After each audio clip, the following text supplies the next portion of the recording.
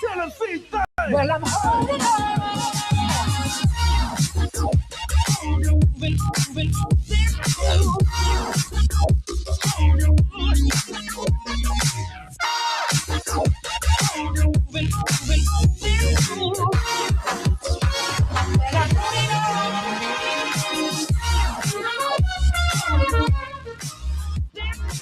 Back in the booth, back on the airwaves, coming at you live from the White Claw Hard Seltzer Studios. John Reed, Cody McClure, Sam Beard, Bad News Bubba. Hope you're having a great Thursday morning or afternoon or evening, depending on if you're a podcast listener. Cody McClure will be here in 30 minutes or so. But for now, you still got me, you still got Sam, you still got Bubba. What's up, Sam? What's up, man? Happy Thursday to you. Do you get fired up for the PGA Championship? I do kind of get fired up for it. I mean, it's number 4 of the major championships, but I think it kind of delivers, honestly, like pretty much every year in the last like 5 or 6 years, it's felt like. Normally a pretty competitive tournament. You get a pretty solid leaderboard. It's maybe not at like the historic courses that you want it to be at and stuff like that, but I think it provides a lot of entertainment factor. So I'm fired up. It almost feels like it's like 5th or 6th when you add in like the Players Championship and the Memorial and the FedEx and whatever. It feels like it's not even the 4th. I think it's summed up by golf fans. I was watching like a little interview video clip of Xander Schauffele, and I guess the PGA Championship also has a Masters dinner, just like the Masters. And they're like, Xander, what did you serve at your Champions dinner? And he's like, honestly, I don't remember, dude. So he just, I just clicked steak. Yeah. They're like, what do you think Scotty's gonna do? And they're just like, I don't know, man. It's just another dinner. Yeah. Okay. That's fair enough. But I joined my buddy runs like a big pool for every major, and I thought about it late last night, and I sent him some money, and he still sent me the link, so I'm indirectly fired up. Mine runs one too, and I completely forgot to. I got 2 that I usually join, and I didn't join either one this year. Tough. What are you gonna do? Yeah.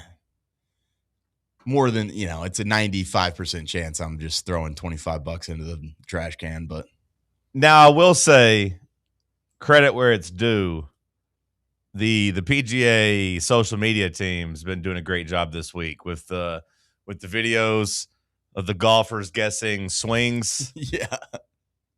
I don't know if you saw Rory. They gave him like a Happy Gilmore trivia. They were doing like rapid fire about questions like that. I do think they've done a pretty good job of connecting golfers with fans this week. A couple guys mistook Scotty Scheffler's swing for LeBron James. Which is funny because then I saw a still shot of them like the way they both kind of set up. It looks similar. Yeah. If I'm Scotty, I'm like using that as extra motivation to win this week. He didn't take it to heart. Yeah. He joked around about it. He was like, yeah, we both got trash swings. If I was going to just say 2 goats. Yeah. Nah. Imagine if my swing was good, I'll bet I'd beat everybody's ass. But we'll keep you posted on the PGA Championship. You have about 25, 30 golfers on the course already as they are out there. There was a little rain last night, apparently. Yeah, I saw that maybe today there's some in the forecast too, and apparently this place gets pretty easy whenever it starts to rain. So I think you might see some low scores today. I was going to ask, is a 1/4 of an inch, that's probably enough to like change the greens, right? To soften it up. That seems like a lot of rain to me, but. And they've already been talking about how the golfers were going to attack this course. So we shall see. Bubba, top of the morning to you, my friend. Top of the morning to you, John. How the hell are you? I woke up this morning, so pretty good. Amen to that, brother. Amen to that. It's always better than the alternative. Routine just kind of still sitting in, get done from work. I put in a new like cup and flag pin in my backyard. So now I just practice my chipping back there. Oh, So I was doing that pretty much like all night okay. until it got dark and I couldn't see. Don't know if I made progress. Still sending those bad boys in the neighborhood. So not great there. And then I went for a walk and I listened to a podcast of a guy that walked from LA all the way to Central Park. And he says it took him around like 4 to 5 months and he's just going through his whole journey there. 4 to 5 months? Yeah. It's pretty interesting because it's like, he went through like 4 pairs of shoes, 2 pairs of hiking boots. Like he spent about $2,200 total. Just talking about how he would sleep off like highways and occasionally, like once a week or once every like 10 days, he'd try to stay in like a hotel for a shower and stuff like that. Kind of get his feet, rested and stuff like that. But it's pretty interesting. Because it's like the landscape of the U.S. from California, and then you go through just desert, and it's like, man, this is miserable. And then you go through like the Great Plains where it's just flat and just fields. And then eventually it kind of starts to pick up a little bit, and it's like, oh, by the time you hit around Colorado, because I guess that was his route, then you start to get a little more hike and trail style. So he, changed things there, and then through Pennsylvania. I'm familiar with the geography of the okay. United States. All right, I'll just go. But no, I'm interested in. So you said he wore how many pairs of shoes? He says he went through 4 pairs of shoes. How many pairs of shoes are you, or how long is a pair of shoes supposed to last? I've never really thought about it in that way. Other than mileage term. Well, like running shoes, like how many miles are you supposed to run on some running shoes? I would imagine it more started to get to like, I've walked through the tread of this shoe. Yeah. Like my toes are starting to pop through, or you got soaked feet, you're starting to get blisters and stuff. See, I was just thinking of like the material of the shoe. Like now you've got holes in like the tops of it. Yeah, so your feet would be poking out. I've got a pair of shoes like that, and I've bought those in like 300 to sophomore 500 year of high miles? school. 300 to 500 miles. That's what the internet says, like fleet feet. That's just big shoe trying to get you to get more shoes. I mean, it does sound like that, but like it says running shoes, high quality running shoes should be replaced between 300 and 500 miles, which is about 4 to 6 months for someone who runs 20 miles a week. Do you think you're going with running shoes to go across the country, or do you think you're going with like a all-terrain like hiking boot type of thing? Well, I'm you want picturing 2 of them. Well, it depends, but I'm picturing. So, Bubba, I assume this guy was not just walking on the interstate.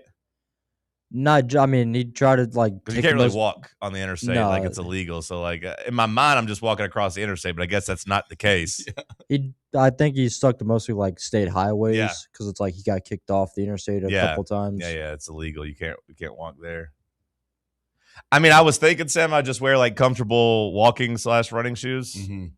I don't. Now maybe you would carry a bag. Maybe you'd carry some for terrain, like in your bag that had more support. You think that's for the soles that wear down, like the I would imagine, insoles? but I don't know. Are you just peeling off and like going to the gas station to go to the bathroom all the time? I don't know. Nightmare for me, eating. I really like. What was your bathroom out there, brother? Dropping a deuce in the middle of nowhere. Yeah, I really Beautiful. like Tosh.0. I don't know if you guys are familiar with Daniel Tosh at all, but he has a podcast and he interviews just random people that do stuff. And he had like an ultra marathoner on there, and the guy was talking about how he ran, basically across the country and how he'd run 30 miles a day, which I thought was crazy. But he talked about the bathroom stuff, but it was also crazy. He's like, I eat a lot of candy and like chocolate and ice cream before I go run. And was talking about the science behind like loading up with like sweets and sugar. Yeah. He's like, because if you do all that and then you exercise, it's good for you. He's like, sugar is just a problem whenever you don't exercise. He's like, if you just let it sit on you. So he was like, basically every morning he was talking about how he just ate a whole bunch of like chocolate and candy and how that carried him through all his stuff. I feel like that was a fad in like weightlifting for a while. People were like, eat some gummy bears before you work out. You'll feel better. I mean, he said there was science behind it. I assume he knows more about it than I do. So he was just like, if you burn the sugar, it's good energy. But that's an interesting podcast, Bubba. Did he make any money off this, or is he now just like trying to sell his story and like do a podcast and write a book or something? Honestly, I don't think he made any money because it's like he had an Instagram page, and it's like the last post because he talked about doing like another trail of like the Route 66. Yeah. But he hasn't posted since his final landing up in New York. How many followers did he amass on Instagram during this thing? Do you know? Because like it is weird. It feels like if somebody's walking across the country, I feel like back in the day this would have made the news. Yeah. Like I know we got a lot of 1100. 1,100. I'd feel 11, pretty 17. unfulfilled. Yep. I'd feel pretty unfulfilled if I went cross country Yeah. and only had 1,100 followers. Yeah, like I mean, Forrest Gump had 1,100 people running with him at one point. Damn, like I feel like, yeah, like I feel like this is a stunt that would have drawn more eyeballs back in the day. Now I understand we're in a war. You know, maybe walking's a good alternative with gas being $5 a gallon. I know that the new Trump mobile video dropped this morning, so like we got that going on. We got a lot of stuff going on in the world to distract us from this man walking cross country. But Well, I think he did this back in like COVID, February of 2020. oh, okay, So it took him, and then by that time, people were just. He was a national health risk. You Oh, couldn't follow him. okay. So he didn't just recently do this. No, this was an older. Was this podcast old, or is he still trying to milk this? Okay. Yeah, I like going back and listening to old podcasts because it's like, what is happening in the climate at this time? So that he has people are talking 1,100 about? followers, and he hasn't done anything since walking across the country? Nope. I wonder if he got to the end and like realized it was all for naught. And he's like, this is a stupid hobby. I got to find something else. Maybe he's the guy that started climbing buildings. Maybe he's like, just like, you know what? I'm going to start free climbing.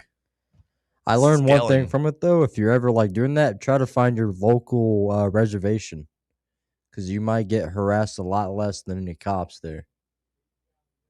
Find your local reservation? Yeah, like native reservations. Yeah. Like he's talking about how he went through the Navajo reservation for a good little bit, Oh, okay. and they treated him much better than like Missouri police did throughout his journey. Okay. Interesting. How much money would you have to accept to do something like that? You know, the money, I don't know, like, but like I would hope there'd be some fame trade off.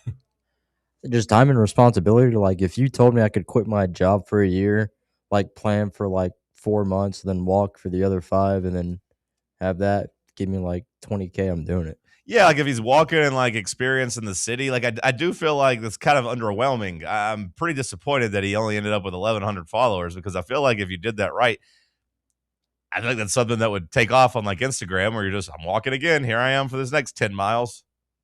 I came across a bear today. These wild dogs were following me for a while. There were like 5 kids that I was not like good buddies with in high school, but I was friends with a couple of them. And they were kind of a weird friend group. And they decided one summer, they literally kayaked from Nashville all the way down to the Gulf of Mississippi.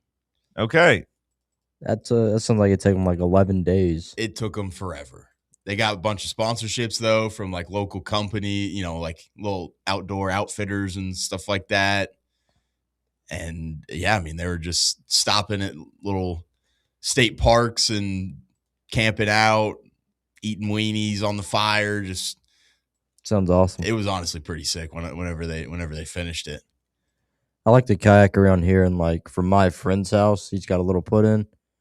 To my house, like driving, it's only like 10 minutes, but like trying to kayak, it's like an hour 15.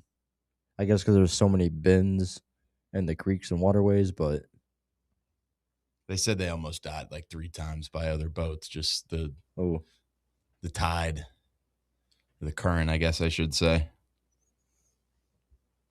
Huh. Maybe we should think of a stunt. Maybe we just send Bubba down to live next to a creek for a little bit. Let him live off the land. John, you doing okay? Yeah, I'm doing fine. Thanks for asking, Bubba. Of course. I was stuck in traffic getting off of not even getting off the interstate, coming out of Turkey Creek, and I had to just remind myself not to get excited because I was getting mad because I always said that damn red light and like nobody was moving in my lane, and I was watching the other lanes move, and I was like, oh my God. I feel like we're in we're in the last few days of school traffic though, right? Yeah, but I don't even think this was school traffic. I mean, I know it'll just be a little bit less just with less people on the road, but like this wasn't even near a school. It was just brutal. Just getting off the exit right here at 374, just trying to.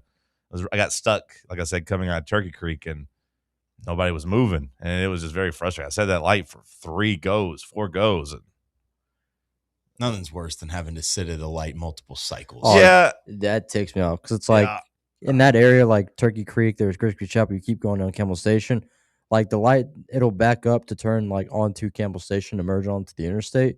But the lanes back up so much to where you can't go if you're like on any other, like coming from Grigsby Chapel right there.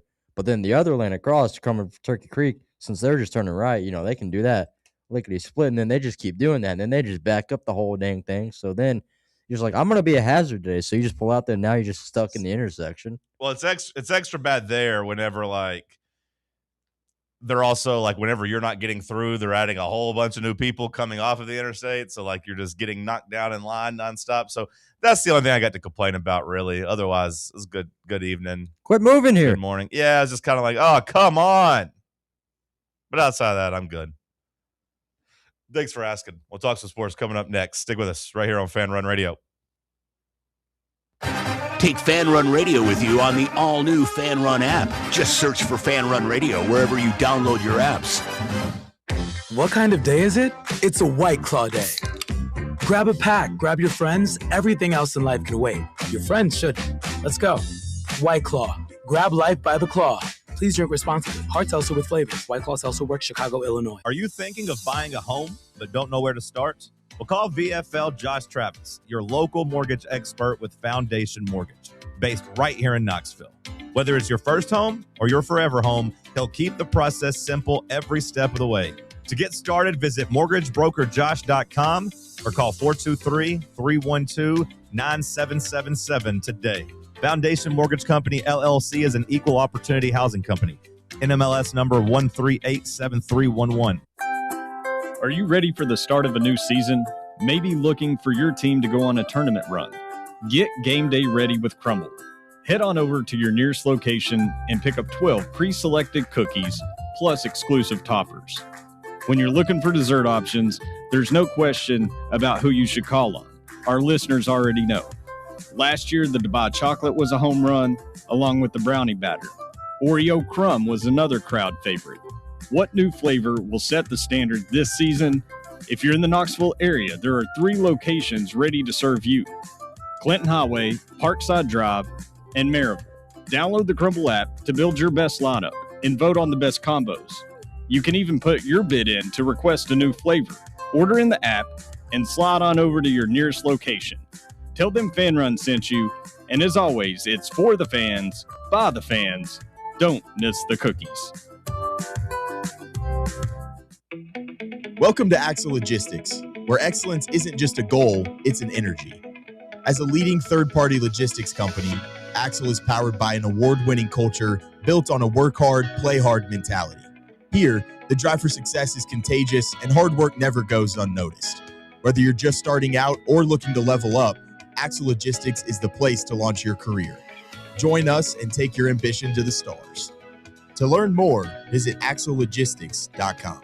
Next week is a huge week for your Knoxville Smokies. Don't have your tickets yet? It's not too late. Join us Tuesday as we honor our incredible law enforcement. And Wednesday is all you can eat. The weekend is kicking off with one of our favorites, Margaritaville. Food and drink specials all night long with that island feel and post-game concert and fireworks. Saturday, it's not only a doubleheader, but it's Grateful Dead night and fireworks. We end the week with our day game of the week on Sunday. It's jam-packed, so get your tickets now at smokiesbaseball.com.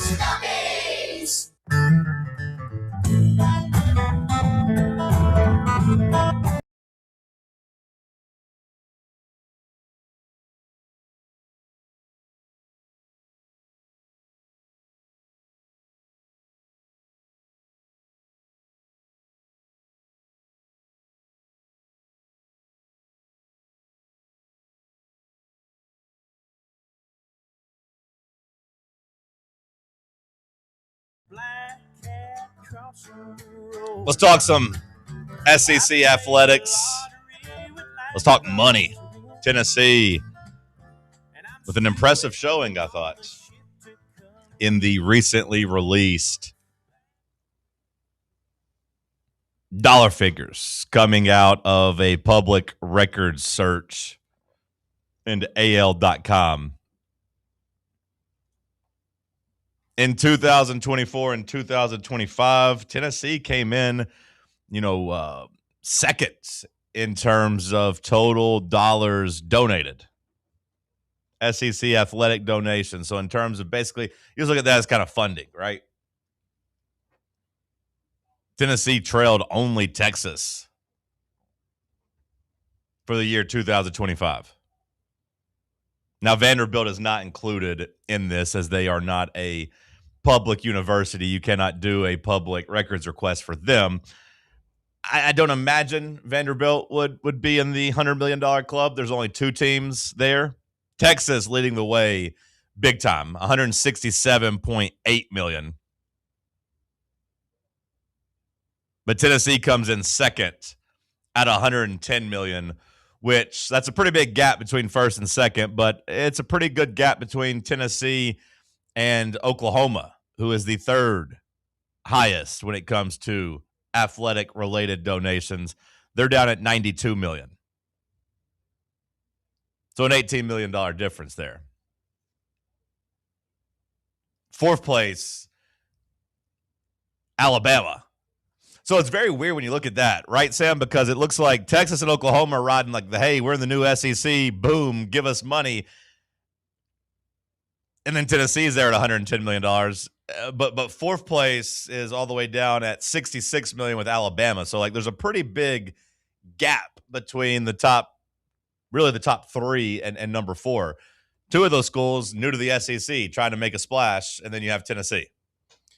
Yeah, and I feel like that kind of – I agree with you on the Oklahoma-Texas part of it. It's 2 teams that I feel like are trying to kind of prove their worth into a conference that they're kind of coming into. And then to me, that Tennessee number jumps out on the page because I think it kind of shows, I know that we all like to kind of poke fun at the everything school moniker that Danny White pumps out, but I think that's a number that kind of shows you got to get a lot of funding if you want to be good at kind of everything year round. And I think some of those schools that are maybe behind you, you got in Alabama there at 60-something million, but I'm sure a lot of that goes to football, and then maybe it's just a little bit going to basketball after that, and then they kind of piece it together. But $53.6 million specifically of Alabama's 66. It went to football. Okay.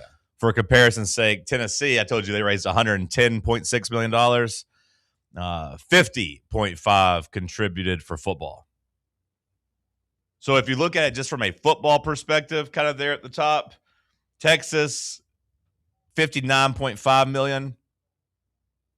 Bama, 53.5. Oklahoma, 52.5. Tennessee, 50.5. So Tennessee is 4th when you look at just football.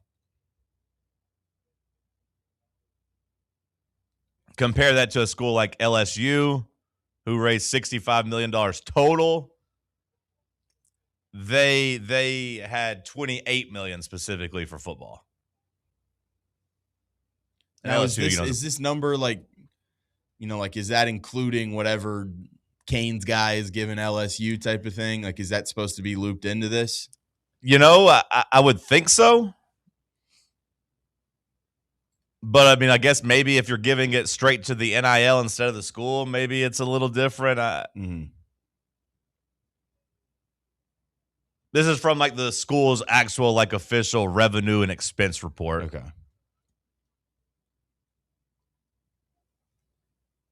So, like, Texas leading the way, I don't think that's a surprise. I think we knew what we were signing up for when we let Texas in the SEC. It's like, hey, they got a lot of money. Hey, they're going to spend it. Hey, they're going to try to buy their way into being a top school in all these sports. No surprise there.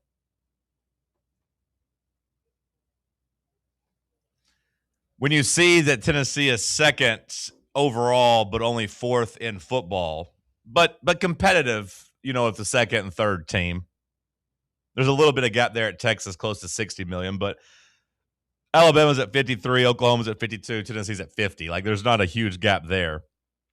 How do you feel when you hear that and you do, compare it to the idea of the whole everything school? I mean, are you talking the football specific number? Yeah, well, whatever you find interesting about it, because, I mean, like, when you see 2nd, $110 million overall, you're like, okay, and then you see, 50 of that goes to football, which is still top 4. Some people said they need to give more to football. Some have said, like, hey, they've straddled the line. How do you feel about it? I mean, to me, that number it says to me, we felt like maybe you strike out on a few guys in the transfer portal. Maybe it's quarterbacks and stuff like that. And it felt like kind of the sentiment was, we need to get our money up. And after this is coming out, it seems like, hey, you're right there with all the top programs. So it's kind of telling me like, all right, it's not our pockets that are the problem. We got to go out there and we got to get some results on the field now. Yeah, this was coming off of the playoff year, right? The 24-25 year. It comes off of the 10-2 earning a trip to the college football playoff. Of course, we know what happened in the playoff. You got massacred by Ohio State. And then we know what kind of happened this last year in football. So, I do wonder if the money givers feel like they are getting a return on investment. Just when you compare it to other schools, although, you look, Texas spent a whole bunch of money, and Texas ain't won nothing over the last, year either. At least we do have some other sports we could point to where we've been good. Texas baseball has been solid, but basketball team, the football team, they went 9-3 last year? Didn't make the playoff. With them leading the way at $60 million, I doubt they feel very good about how last year went. So, Tennessee going 8-4 and not accomplishing anything wasn't unique, I guess. Oklahoma and Alabama, of course, did punch their way to the playoff, but neither really accomplished anything. Alabama able to beat Oklahoma in the playoff, but then they got embarrassed in the second round. So, you could argue that none of the top four spenders or top four donation getters, none of those millionaires that were giving all that money probably feel like they got their money's worth. And I feel like that just, ramps up the pressure to succeed when you probably have, that much financial backing coming from your boosters and your donors and stuff like that. And you're sitting there and, you don't get the player you want, or a couple games don't go the way that you want. And you're sitting there and you don't have a season that is, looking respectable to maybe some of those donors on the outside. And you're kind of wondering if some of that money might dry up eventually. I feel like that's a lot of external pressure in today's game when you've got the NIL stuff kind of added into it. Down at the bottom though, man, I told you, Texas brought in $160 million. Tennessee brought in $110 million. Down at the bottom, South Carolina, dead last. Again, Vanderbilt didn't report, but I can't imagine Vanderbilt was down this low. South Carolina, you see their number? $17 million. Mm-hmm. Kentucky, $32 million. Arkansas, $37 million. Missouri, $46. Ole Miss, $47. So, Ole Miss, I'd be curious to see what theirs looks like this upcoming year with how galvanized that fan base is after the college football playoff run. Then after, of course, what we talked about with Lane Kiffin leaving, I'd be interested to see if they're able to kind of find some money laying around for some guys. But South Carolina, yeah, there's a reason that it doesn't seem like they got it going in any sport. Honestly, the thing that jumps off the page to me is how little money Georgia spends. They're just going out there and being an elite program, and they're not really going out there and spending the big bucks. Yeah. Yeah, I don't know the exact math behind this, Sam. This isn't I don't think you can use it completely interchangeably in terms of spending, because this is just donations, but you would imagine you're spending what you bring in, right? Because you're a nonprofit. You're not able to kind of sit on this. And I don't know if there'd be any reserves from years previous that they could tap into to give out or kind of count in the donation slush fund or whatever. But yeah, Georgia coming down at 8th, but with that, they had 44 specifically for their football program. So the football program, $6 million behind where Tennessee would be? The athletic department as a whole, though, $60 million behind. I think the main takeaway, if you are a Vol fan, which I assume you are if you're listening to this show, is that you are spending like a big boy. You are raising money like a big boy. You are not a little poor have-not. It kind of takes me back to the conversation a couple of months ago during the transfer portal when we talked about Brent Hubbs of VolQuest kind of laughing at the idea that Tennessee fans are expecting the playoff this year. I get that there is a new quarterback, under center, regardless of whether or not it's George McIntyre or Faison Brandon. I get that it's going to be a guy that's never really played college football. I get that it's a young guy. But outside of that excuse, there's really nothing else that you could point to say that, like, Tennessee fans wanting a playoff run, I don't think there's anything you can point to and say that they're being unreasonable. Everything is there in place. If you had questions about the money is there. Now, again, this is for the year 24-25. So, like, I don't know how many people were beating down the door to, donate a whole bunch of money this offseason. But I will say, from a basketball standpoint, seemed pretty okay to me. Seems like you were able to go out there and generate $20 million to fill out a basketball roster. The number floating around, about the football roster and how much it's going to cost to kind of operate this year, I want to say is like, around the $55 to $60 million range, which seems crazy, but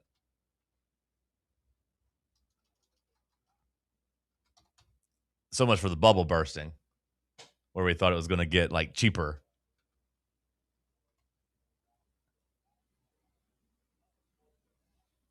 That breakdown, there was a guy, put a breakdown like out, like some front office sports or whatever. And that, I don't think those numbers are exactly accurate, but like the money is there. The money's there and it's gross. But like, there are no excuses in terms when you look at yourself compared to the rest of the SEC.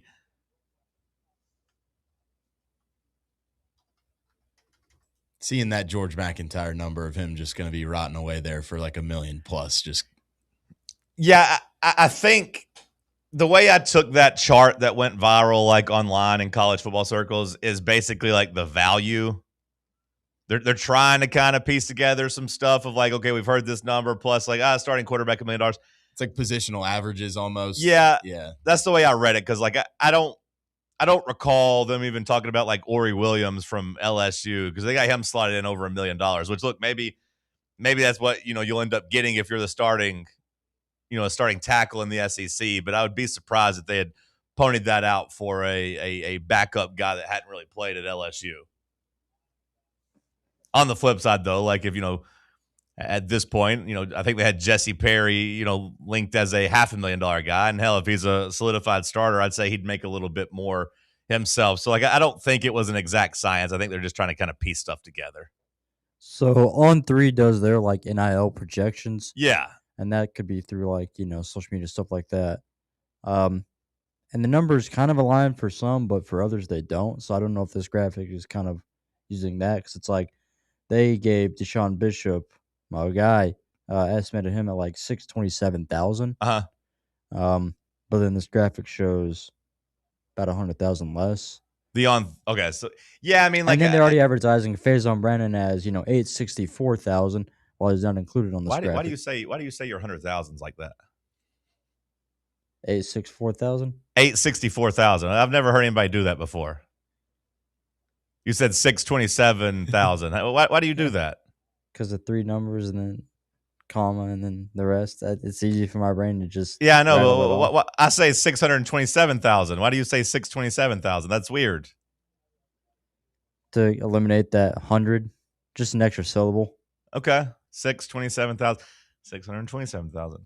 627,000. What about just like 627K? I mean, honestly, yeah. Do you do all your hundreds like that whenever you're not even talking money? Like if I asked to borrow like $850, would you say like $850? I guess that sounds kind of normal. $850, $6. Like if you asked to borrow like $2,750. What about $1,100? What would you? Can I have $857? What? Can I borrow $857 for $857? Does that work in your brain? I mean, yeah, but like if we get to like small thousands where it's like If you want $1,100, I'd say $1,100, not Sure. $1,100. Sure. Would you say 100 though? No, just say 1,100. You're a fascinating cat, Bubba. But like to your point, like I don't think either On3 or this guy that put out this biographic knows how much money Deshaun Bishop is making. Yeah, but they're way off here because they got George Mack at $279K. Yeah. This graphic showed George Mack at $1 million. So like I don't know what the science is behind either, but like I do think you could kind of look and say like, hey, a starting SEC running back, I don't know how much Deshaun Bishop's making, but I think if I was just guessing, I would say anywhere from $400,000 to $800,000, somewhere in between. Because he's a solidified SEC starter. Maybe he makes even more than that though, because like Bubba's been talking about, he's kind of the one of the most respected and projected returning starters, right? In terms of having actually proven something in the league. That's the sneaky thing about this setup is that a lot of people are talking about all the talent Tennessee's returning and all the starters are returning. You do have a lot of things in place. The conversation around Tennessee this offseason is going to be interesting. Sam Sinister break. We'll come back. We'll continue the conversation. It's Talk Sports on Fan Run Radio. Check out exclusive Fan Run video content on YouTube. Just search Fan Run Sports and be sure to like and subscribe. Hey, Vols fans, Cody Brown here. I grew up right here in Tennessee and know what it means when someone says, I've got your back. That's why you can trust Farm Bureau Insurance of Tennessee. Whether it's your home, your vehicle, your family's future, or the business you built from the ground up, we will show up for all of your insurance needs. We are Tennesseans who understand what matters, which is doing right by you. Insurance is not all about just paperwork and policies, but it's about the people we insure every day. So if you want insurance that hits home, give me a call at 865-992-3871. Go Vols. Yeah, it's another day, but what kind of day is it really? A day of doom scrolling? Laundry day? Nah, it's a White Claw day. Light and refreshing tasting, uniquely cold way filtered. There's an iconic flavor for everyone. So grab a pack, grab your friends. Make the most of each day with those who matter most. When you're together with White Claw, every day is a once-in-a-lifetime experience. You just gotta grab it. White Claw. Grab life by the claw. Please drink responsibly. Hard seltzer with flavors. White Claw Seltzer Works, Chicago, Illinois. Citizens National Bank. Life is more fun with a Good Life account, offering extra benefits, including bank travel. Experience the trip of a lifetime to Ireland. Explore rolling green hills, historic castles, and charming villages across the Emerald Isle. Get in on the fun. Call 865-429-7935 today.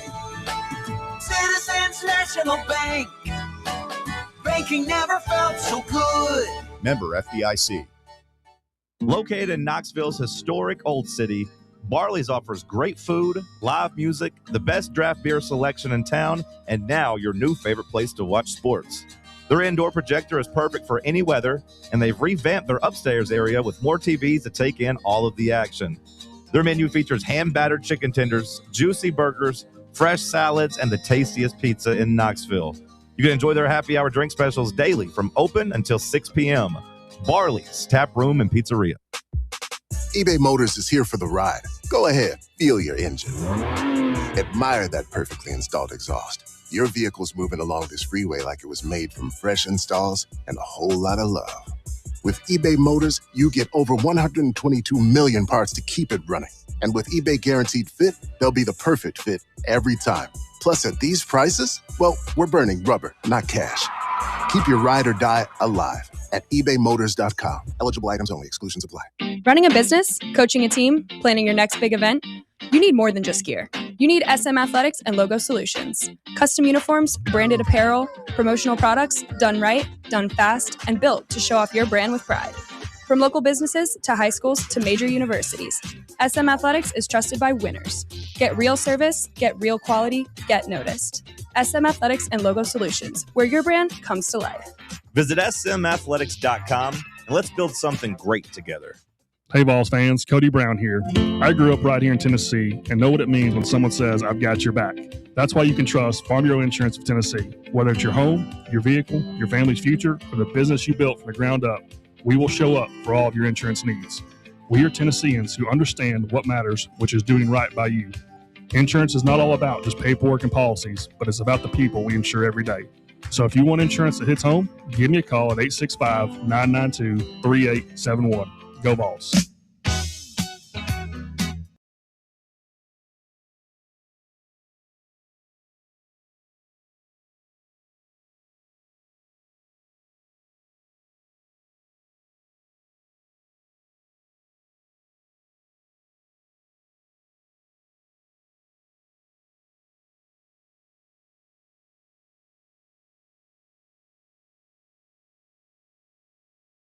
Pride when you saw Tennessee at the top of this list?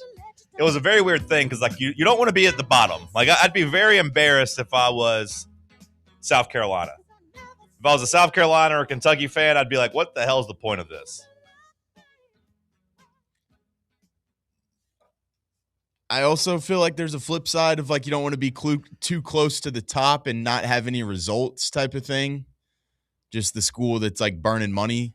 But at the same time, it's not like you're not, you can't knock them for trying.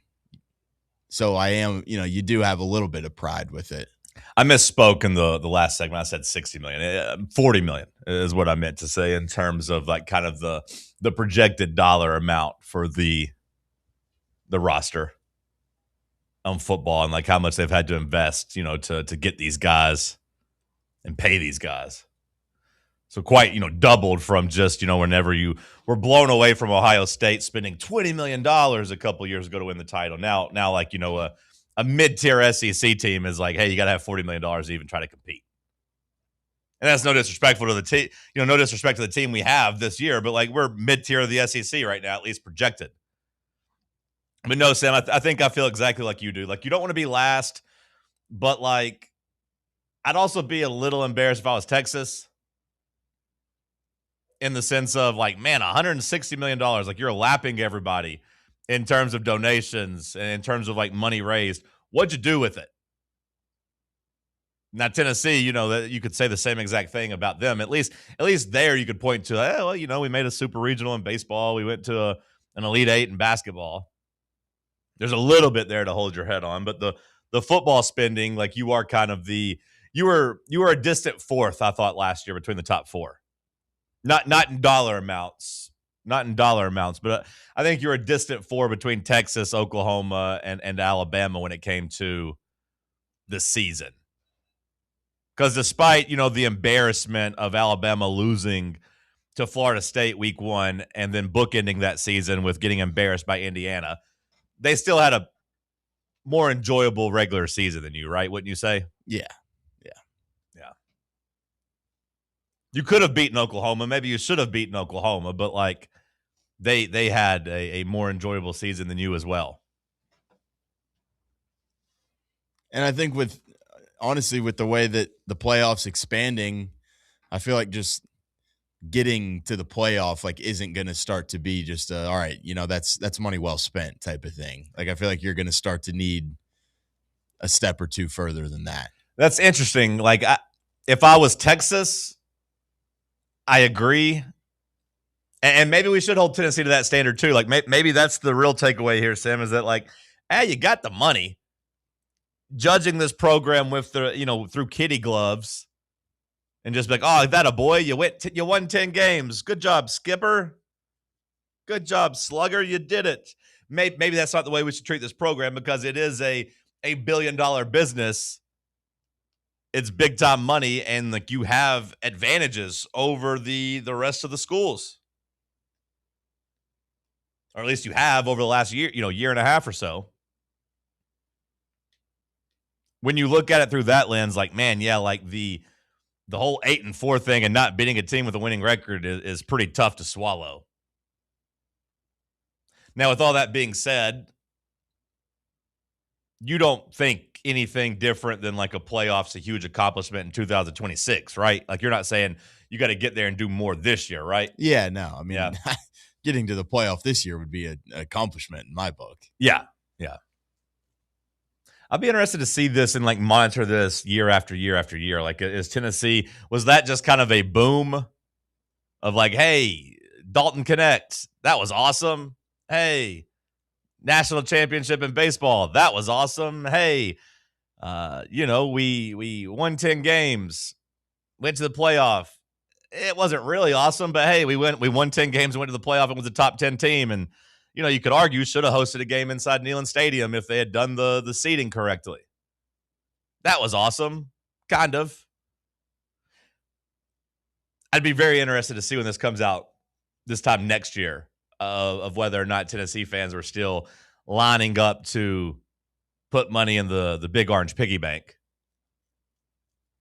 Because I can almost guarantee Texas is going to be at the top of the list again next year. And then just kind of seeing the fluctuation of programs, to your point of how much, what is the difference between on the field success and how much more money kind of gets thrown into your programs type of thing. Yeah. Yeah. Because you have those teams like South Carolina that have just been struggling for so long where it's like they probably don't have the money in the first place, but even if they did, there's probably not people out there that are wanting to go throw it at it right now.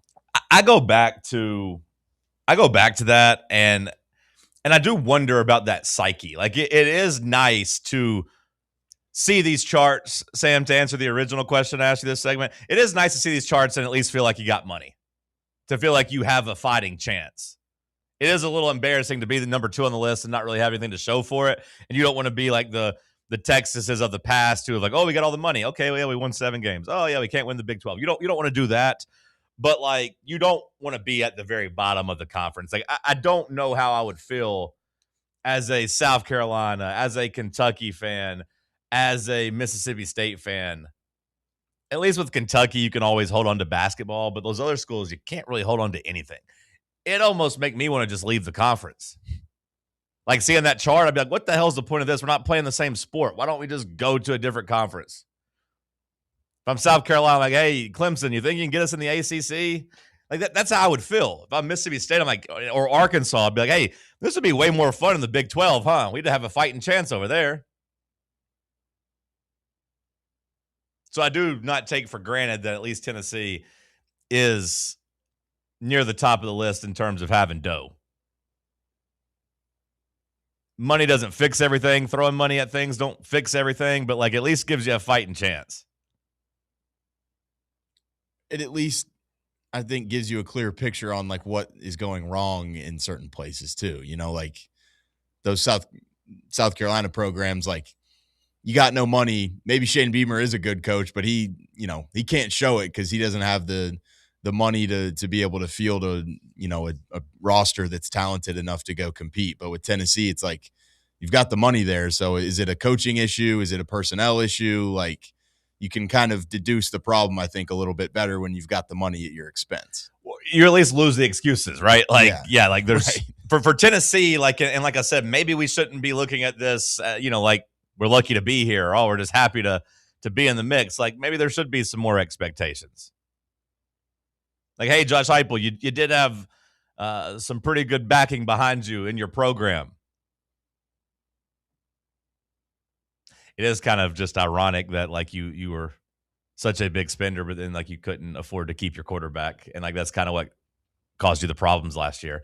And I don't want to relitigate the Nico, Joey Aguilar stuff, but like, I mean, it's hard for me not to raise my expectations on this year when we're second in spending in the conference and we're going into year 6 of a coach.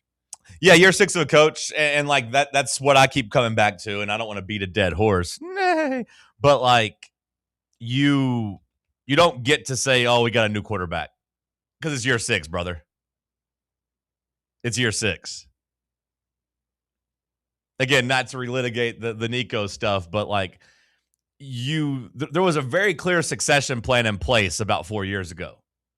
You pretty much had it mapped out between like, hey, we're gonna have Joe Milton for a year. We're gonna have Nico for 2 years. We're gonna have Faison Brandon stepping up. After that, he'll have a year under his belt, and boom, boom, boom, boom, boom, all this works.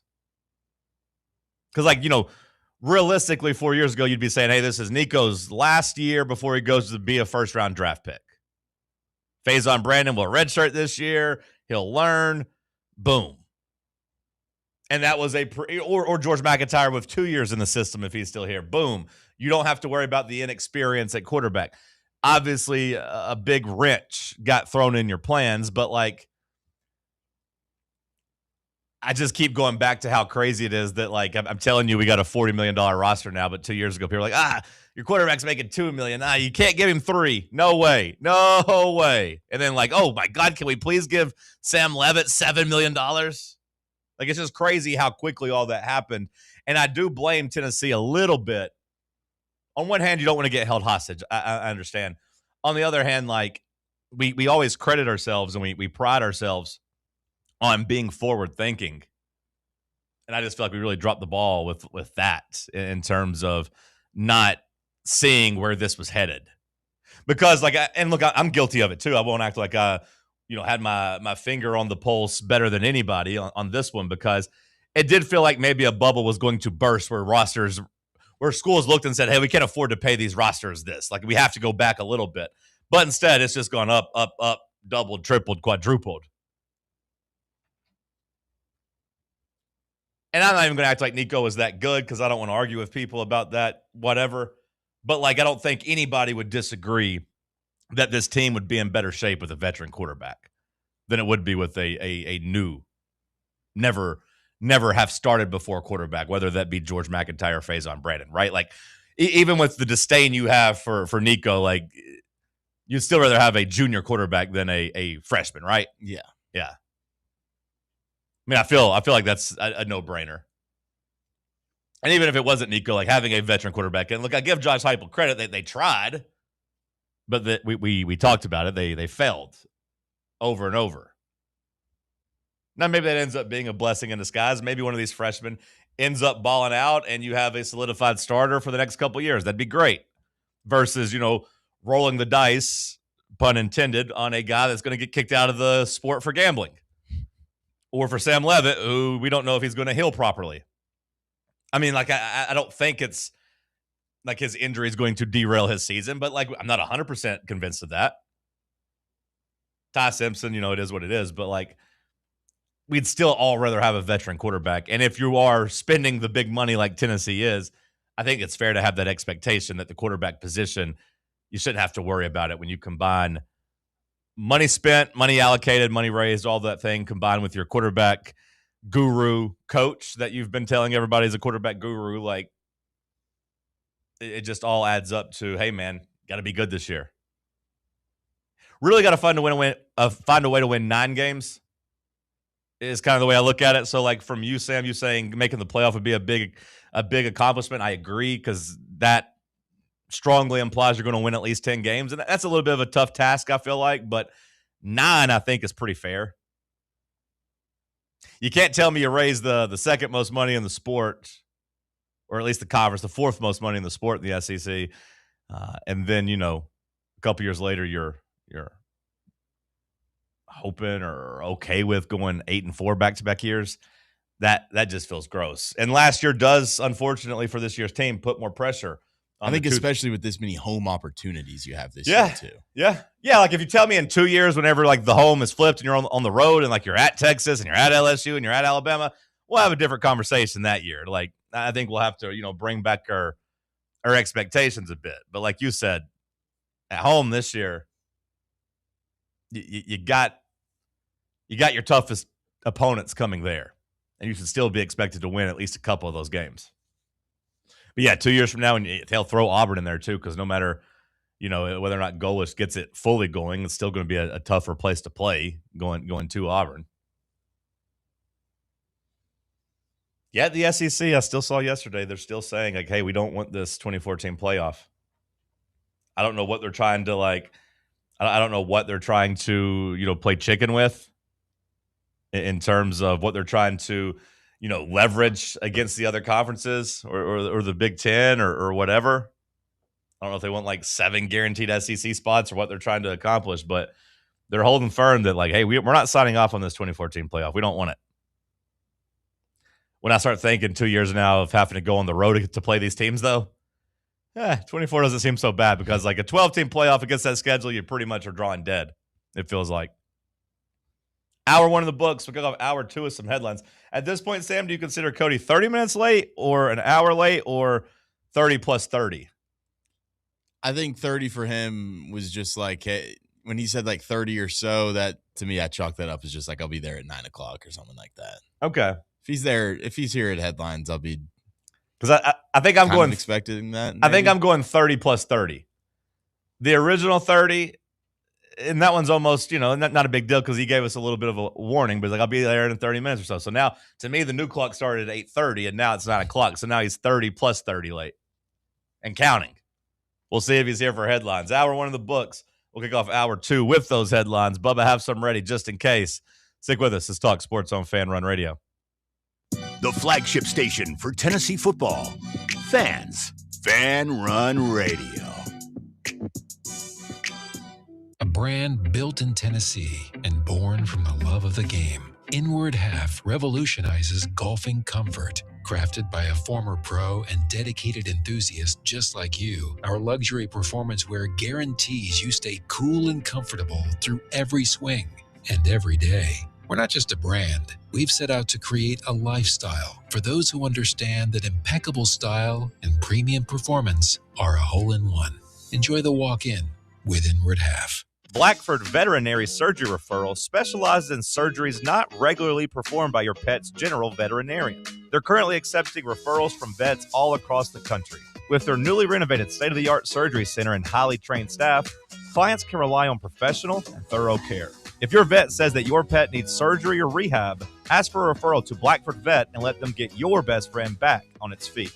Located conveniently in West Knoxville. For more information, visit blackfordvetsurgery.com. Is your yard starting to look more wild than welcoming? Yeah, don't let your landscape be that house on the block. At ECR Total Landscapes, we make sure your outdoor space is something you're proud of. From de-weeding flower beds to leaf blowing, trimming, mulching, and more, completely customizable to your property's specific needs. We'll handle it all. Why spend your weekends sweating it out in the yard when you can just sit back and enjoy it? That's the ECR difference. And right now, new customers can get 10% off your first month of our monthly maintenance package when you sign up for a full calendar year. That's right. Consistent, reliable service at a price that makes it easy to get started. No sweat, no hassle, just a better looking lawn week after week. Call ECR Total Landscapes today and mention promo code FANRUN to save 10% on your first month. Call 865-384-2012 or visit us online at ecrtotallandscapes.com. Barley's has live music on weekends, general team trivia on Wednesday nights at 8 p.m., and now live sports trivia courtesy of the Knoxville Trivia Guys every Thursday night upstairs. The game starts at 7 p.m. and is free to play for everyone, so head on down to the Old City and show off your sports knowledge and win gift cards to Barley's. Use those gift cards to buy some delicious food and drinks, and you can take it all in with their wide selection of TVs and indoor projectors. Barley's Tap Room and Pizzeria. You're listening to FM 105.7 and AM 1340, WKGN Knoxville, and W289CU Knoxville, Fan Run Radio. What kind of day is it? It's a White Claw day. Grab a pack, grab your friends, everything else in life can wait. Your friends shouldn't. Let's go. White Claw. Grab life by the claw. Please drink responsibly. Hard seltzer with flavor. White Claw Seltzer Works, Chicago, Illinois. Don't be quick to judge, okay? But when I say this out loud,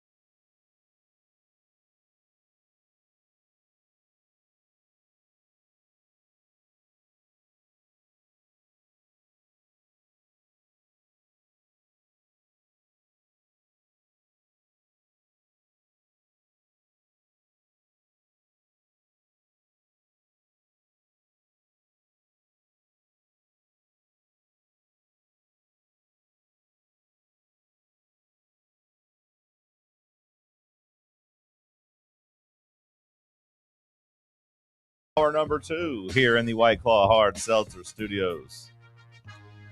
I told you to be here, right? You were right. You were right. You always are. What do you mean? I've been here the whole time. I was in the back printing some T-shirts.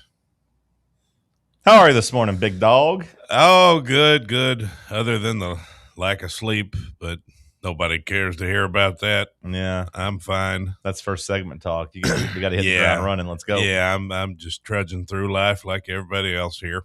Amen to that, brother. Okay, we'll start with some news. How about it?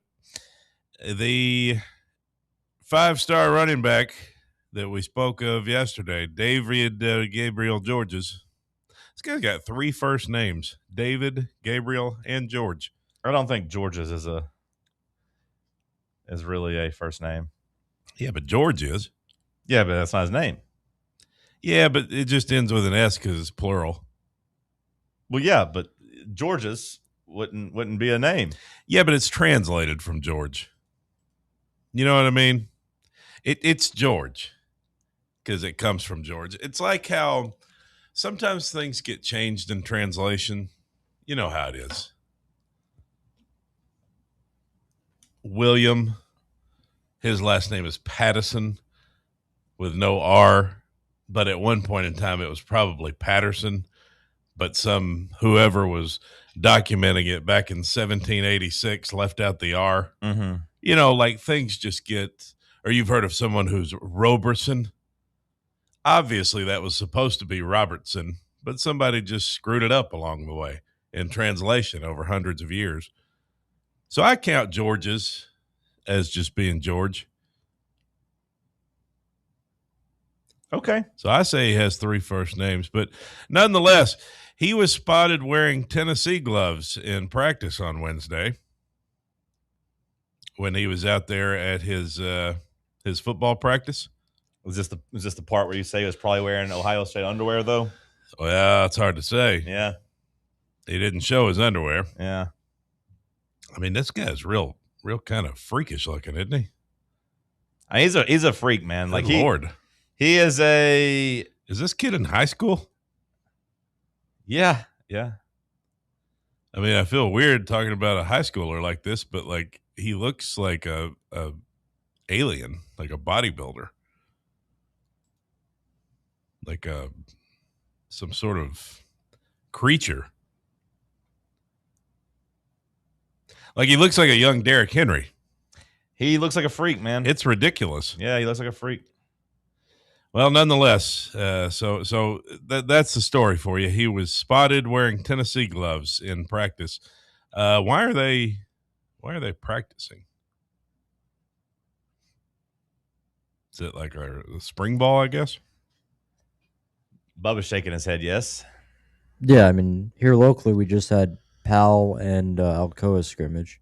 So I imagine a school like Baylor that takes it very seriously has already been scrimmaging. On May 14th, I guess I would have just thought it would have been a little earlier, like maybe in April, but I guess it is spring, isn't it? I guess they were probably doing some practice in April, but they get a scrimmage or continue doing it. Well, Tennessee basketball, you've probably seen this new assistant coach, Bill Ferrara. Yeah, I don't know how I feel about him just by kind of looking at him, but I did like what he said here. Now, what do you mean by that? He just makes me a little uneasy when I see him posing for the pictures. You don't like the way he looks? I'm not saying I do or don't. I'm not 100% sold on him when I see the picture. I don't know him, though. I've never met him.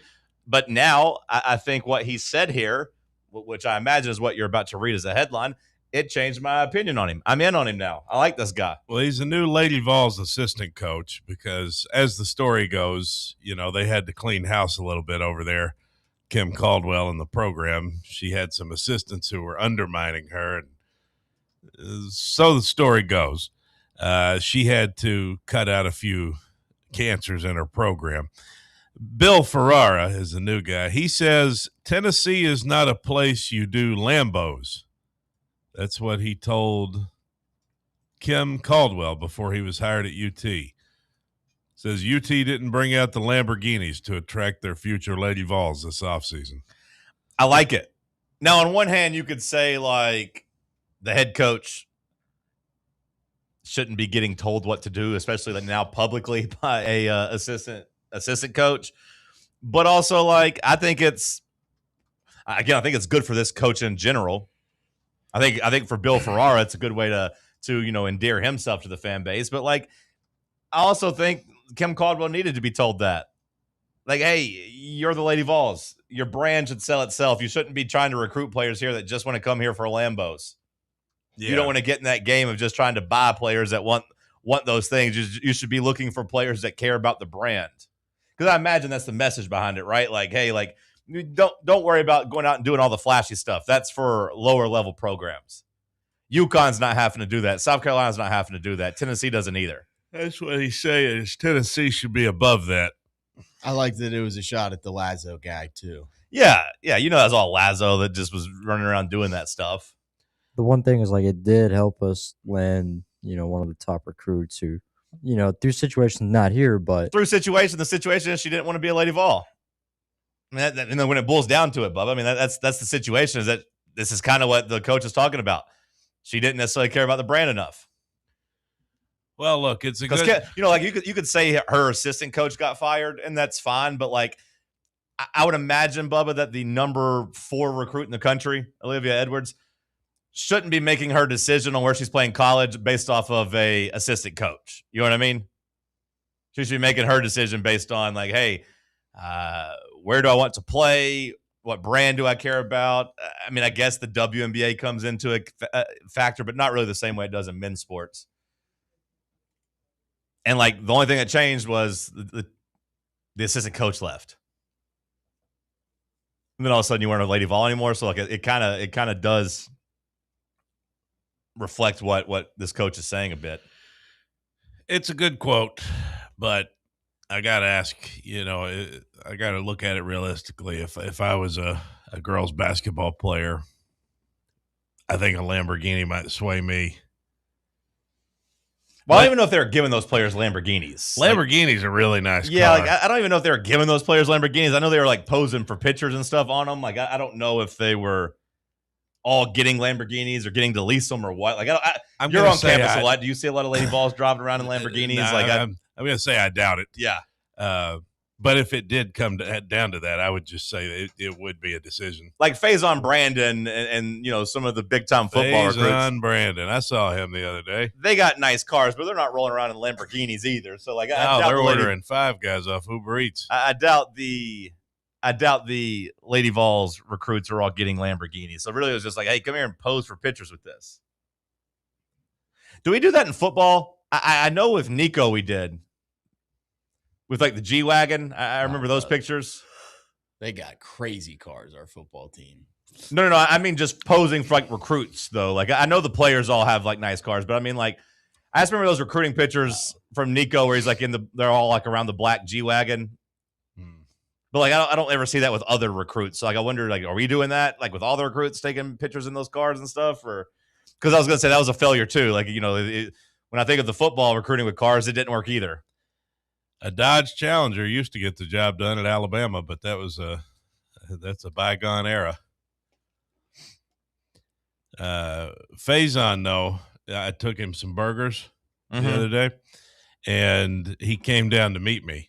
So yeah. I got to say, right now, he's QB1 in my book. Did you talk to him? Yeah, I talked to him just a little bit. He's waterfront like me, so I'm not going to dox him. Sure. I'll say exactly where he lives, but me and him, one and the same, both waterfront type of guys. Both like Five Guys. Yeah, I mean, both like burgers. I just you've been known to like 6 or 7. Pause. I couldn't help but think, is George eating burgers? Probably not, because everybody talks about the weight George needs to be gained. He needs to gain. Faison ordered 2 burgers. He had 2 burgers. He's eating lettuce wraps. Yeah, George's girlfriend's got him on this brand new, like, healthy turkey burger. Well, now look, you said Faison ate 2 burgers. Look, I don't know for sure that they were both for him. Yeah, I was going to say there might be somebody else in there. He could have him a woman or something. They better be both for him. But there was only one order of fries, so now 5 Guys. They give you big fries. They give you big fries, even if you order the little fries. They give you big fries. He's a 2-burger type of guy. That's what I like to think. You don't look you don't look that filled out as a freshman without having 2 Five Guys burgers. And also, I might have ate his peanut butter milkshake. In hindsight, what? I realized that I might have ate a shake that was intended for him. Well, because when you did what? Well, here's the thing. You might have saved our quarterback, Cody. I mean, I don't know if I want him to get a milkshake on top of that. I don't claim to be a hero, but what if Faison gets like 245 pounds, 250 pounds? He's like, just keeps eating and eating and eating. And next thing you know, he's Jamarcus Russell. But the Eddie Lacy. Well, we just cheer for him. Because, I mean, so far in his college career, we've been like, yeah, good job gaining weight. That other quarterback can't gain weight. Come on, Faison, eat. And he just keeps eating and eating. He's like, man, I love these strawberry milkshakes when I get them, and my Uber Eats driver doesn't take them from me. Man, these burgers are great. I need 3 burgers to feel satisfied now. Next thing you know, he's an offensive lineman. Well, let me explain to you what happened. Because I don't like doing these deliveries, but every now and then when it gets slow, I'll throw them in there, do a couple here and there. And so I just, toggled it on my app the other day, and immediately I see order for Faison B. I'm like, well, I know who that is. There's only one Faison B in town, to my knowledge. So I go to pick up his order, and I'm talking to people there at Five Guys, and I said, hey, this is the quarterback's order. And so there was like one black dude working and 2 like art girls, and the art girls had no idea. They're like, what? Piercings? But the black dude, he's like, what do you mean it's a quarterback? I said, look at the name, Faison B. It's our quarterback. He's like, oh, how about that? That's cool. And so you got to wait on him to cook the fries. Anyway, so the guy, as I'm leaving, reaches down into the cooler and pulls out a peanut butter milkshake, and he said, since you're delivering to the quarterback. Oh. And so you weren't supposed to get that. Well, I don't know. No. I don't know. No, I don't. I don't think it was for you. He said, well, it wasn't a part of Faison's order, though. Right. I think he was trying to give Faison. Well, it's not like I took his shake. This was an extra item that was. No, you're right. Like Faison would not know that you stole his shake. Well, I don't know that stealing is the right word, because the guy. You know how mad Derek Owings would have been at him if he had that shake? He might have liked it. I don't know. He might be needing calories. I don't know. Well, because the guy hands me a lot of sugar. He hands me the shake and he says, but we talked about it. If he goes and works out afterwards, he'd have some extra boost. He says, because it's for QB1. So I took that as like, it's a reward for me. I mean, it might have been, but maybe not. That's so self-conceited. The thought crossed my mind like halfway to Faison's place. I was like, maybe he meant that I should take the shake to Faison. You know what? I think that's fair. But I enjoyed it. It was a good, and who knows? Maybe Faison has a nut allergy. I mean, it's hard to say. Yeah, you could have saved him. Yeah. Nah, I feel like a nut allergy. Don't use a lot of peanut oil like at Five Guys on their. That's why peanuts in that establishment too. Yeah, I think they cook the fries in peanut oil. Yeah, like you said, there's just peanuts all over the damn place. So, like, I mean, if he's got a peanut allergy, he's in trouble. Okay. But anyway, shout out to him for coming down to meet me, because that's what I like to see. You know, he made it easier for me. Was he wearing like Tennessee gear? Well, he was wearing a black hoodie with the hood on, and so I didn't want to be seen. Well, I understand. Well, he's pretty big too. So I was just in this parking garage, and like it was just me with this food, and I saw this large black man walking towards me with a hoodie on, with the hood up. I told Sam, I said to myself at the time, I said, well, this is either QB1 or carjacking 2. So luckily it was QB1. Be careful saying that. Yeah. Well, it's just a joke. Yeah. I don't, we got a real Tony Hinchcliffe over here. It's just a joke. It was Faison, luckily. But anyway, rest of the news, Devon Achane becomes third highest paid running back in NFL by Dolphins. 4 years, $64 million extension. That's a nice little payday for him. Devon Achane, one of the top running backs in the league. Who would have thought? League's struggling, I feel like. The league is struggling? Yeah. The NFL? If Devon Achane is your top 3 paid guy. Well. I think we're doing pretty good in the NFL. It's not a name people know. You're saying just the fact that he's the third highest paid running back means like we don't have good running backs? Yeah. Well, I think it just means that like Saquon and Henry have already been paid. Your highest paid running back, wait till you find out who that is, Bubba. Can't wait to find out. It's a guy that's never even played a snap before. Your highest paid guy's never even played in the NFL. What does that mean for this position? That's crazy. It's cooked. Retiring by 28. James cooked. Well, Love. No. Jeremiah Love is the highest paid running back in the league. No need to acknowledge it. Yeah. Fan at the White Sox game was hospitalized after falling into the visiting bullpen. Apparently, the Royals-White Sox game had to be delayed last night for a brief time after a fan fell into the Kansas City bullpen in right field. Do the White Sox still suck? They're right at 500. Not as bad as they normally have. They're right at 500. I was going to say, not the first White Sox fan to be hospitalized at those games. Am I right? Yeah. He tumbled over the rail, it says, when the White Sox scored a run on a sac fly. The fan appeared to rise from his seat. He got that fired up over a damn sac fly? That's what it says. If it was the Southside Samurai hitting a blast, I would understand that. But this guy's falling over for a damn sac fly. He has White Socked up. He was said he was kind of standing up on the edge of the bullpen and then went over. And then the Royals reliever Nick Mears said, "Yeah, then we just saw him lying there." They've won 4 in a row. The Reds had a brutal loss yesterday. The Reds, yeah, they suck. They were. I'm glad I didn't get back in. I'm glad I didn't get back on the boat because they were coming out pretty hot, but it didn't really look sustainable because they're 10 games above 500, but their run differential is still like +2, and now it's come completely crashing down. Are you talking about the fan interference on that home run? Extra innings yesterday, and they were down by 2, and a guy hit a should have been 2-run homer, and a guy reached over the fence and grabbed it. But it was legitimately fan interference, right? It wouldn't have been a home run. Yeah, it wouldn't have. Yeah, but they didn't call him out or nothing. They still gave him a double, right? Mm-hmm. I saw the highlight, and I assume they lost after that. I still check the scores on some days just to see if who hit home runs on the team, but they suck again. They suck again. God, terrible. Any other headlines, Big Mac? It's good to be here. Good to be anywhere. All right. Well, talk to you later. The flagship station for Tennessee fans. This is Fan Run Radio. White Claw is taking hard seltzer to new heights with White Claw Surge. At 8% alcohol, White Claw Surge is a stronger wave of refreshment that doesn't compromise on taste. Available in 4 bold waves of flavor like ripe blackberry, citrusy blood orange, zesty natural lime, and tart cranberry. Check out your favorite retailer in-store and online for the White Claw Surge Variety 12-pack and 16-ounce single-serve cans. White Claw Surge. Please drink responsibly. In a world filled with deadlines and screens, sometimes we forget the simple joys of life, days filled with special moments. At Inward Half, we understand the essence of these moments.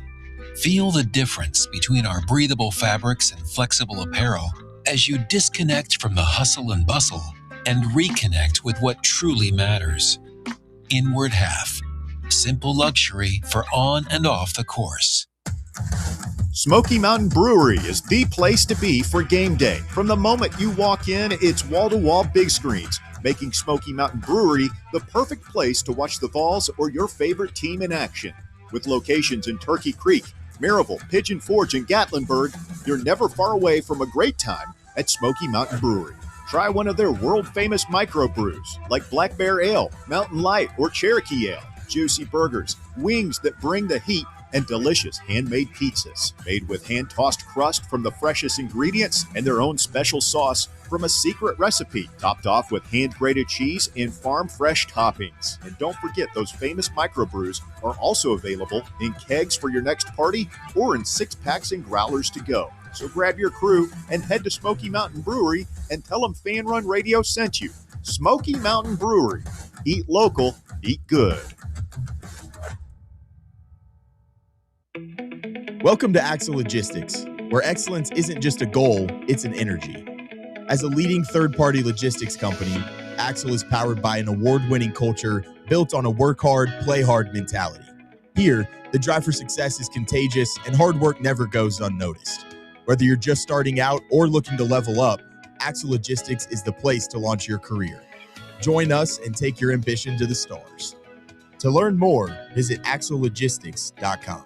Tired of spending your weekends working in the yard? Let ECR Total Landscapes handle it for you. We'll take care of de-weeding your flower beds, leaf blowing, trimming, mulching, and more. Let us do the heavy lifting so your landscape looks great. Right now, get 10% off your first month of our monthly maintenance package when you mention promo code FANRUN. Reliable service, great results, and more free time for you. Call us today at 865-384-2012 or visit us online at ecrtotallandscapes.com. Vol fans, reimagine your home at Broadway Carpets and Flooring for any remodeling or building needs. With a variety of carpets, rugs, hardwood, vinyl, and stone, Broadway has all the flooring and installation options you're looking for, including pet-resistant products like Pet Perfect Carpet from Shaw Floors. Visit their showroom in downtown Knoxville or the location in West Knoxville located on Kingston Pike near Pellissippi Parkway today. Good morning, Knoxville. I'm Aiden Sidoti, and this is your Talk Sports update for Wednesday, May 13th. Tennessee baseball closes out the regular season tonight with a 3-game set against Oklahoma and OKC. Tegan Coombs takes the bump with first pitch scheduled for 7:30 p.m. Eastern on SEC Network Plus. In the NFL, the Miami Dolphins and running back Devon Achane agreed to a 4-year contract extension worth $64 million, keeping the Pro Bowler in South Florida through 2030. In the NBA, James Harden scored 30 points and Donovan Mitchell added 21 as the Cavs rallied late in regulation and beat the Pistons 117-113 in overtime to take a 3-2 series lead. As the baseball regular season winds down, check out fanrunradio.com or download the new Fan Run Sports app to stay up to date on all things Tennessee baseball. And now back to you guys in the studio.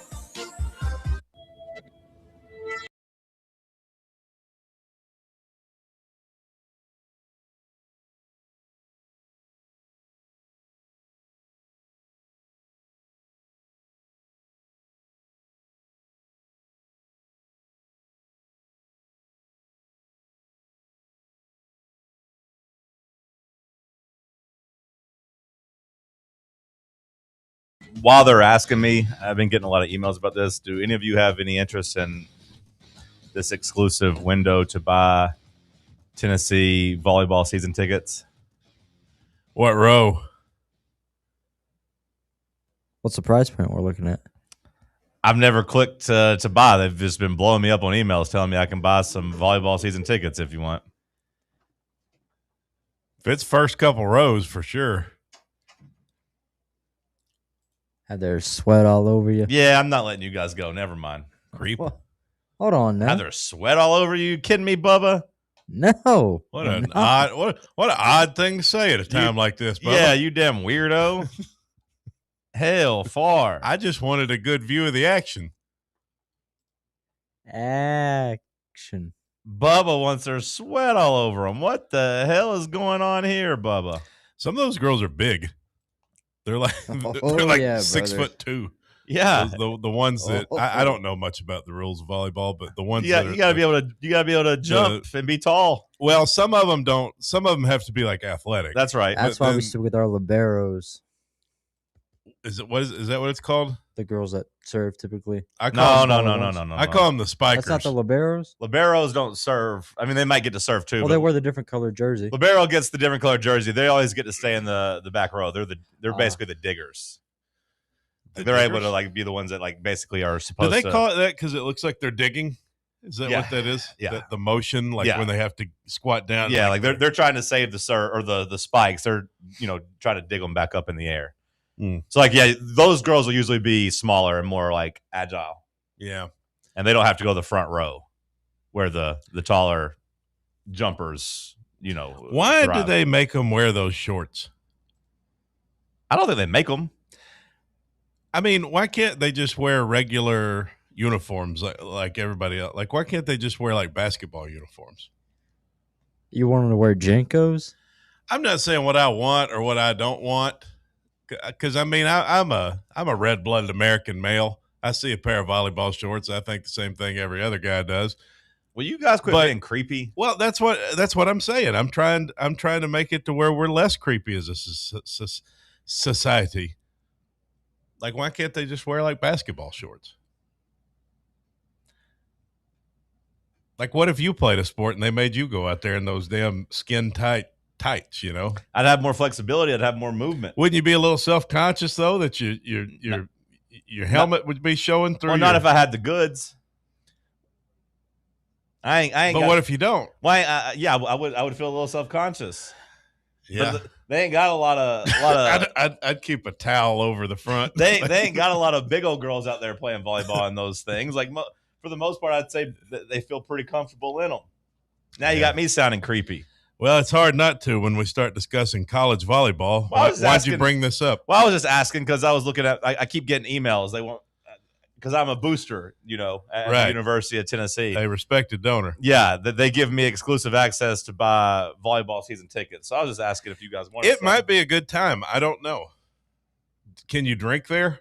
I don't have an answer for that. That's my number one question. Because somebody asked me the other day if I wanted to go to a softball game because I was talking about maybe going to the last baseball game. And I got a buddy who's a big softball fan. I don't know if there's any available. But there is a courtside section of the season tickets that puts you right there in the action.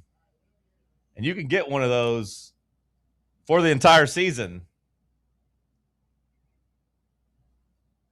for $100. Okay, well, not that cheap. $300. Okay. Well, the ticket's only $50, but you have to make a $250 contribution to the school. Ain't no big deal. So you could get there, Bubba, in those rows where you would get sweat. If that's what you want. If that's what you're into. You could become volleyball super fan. Could be good for your brand.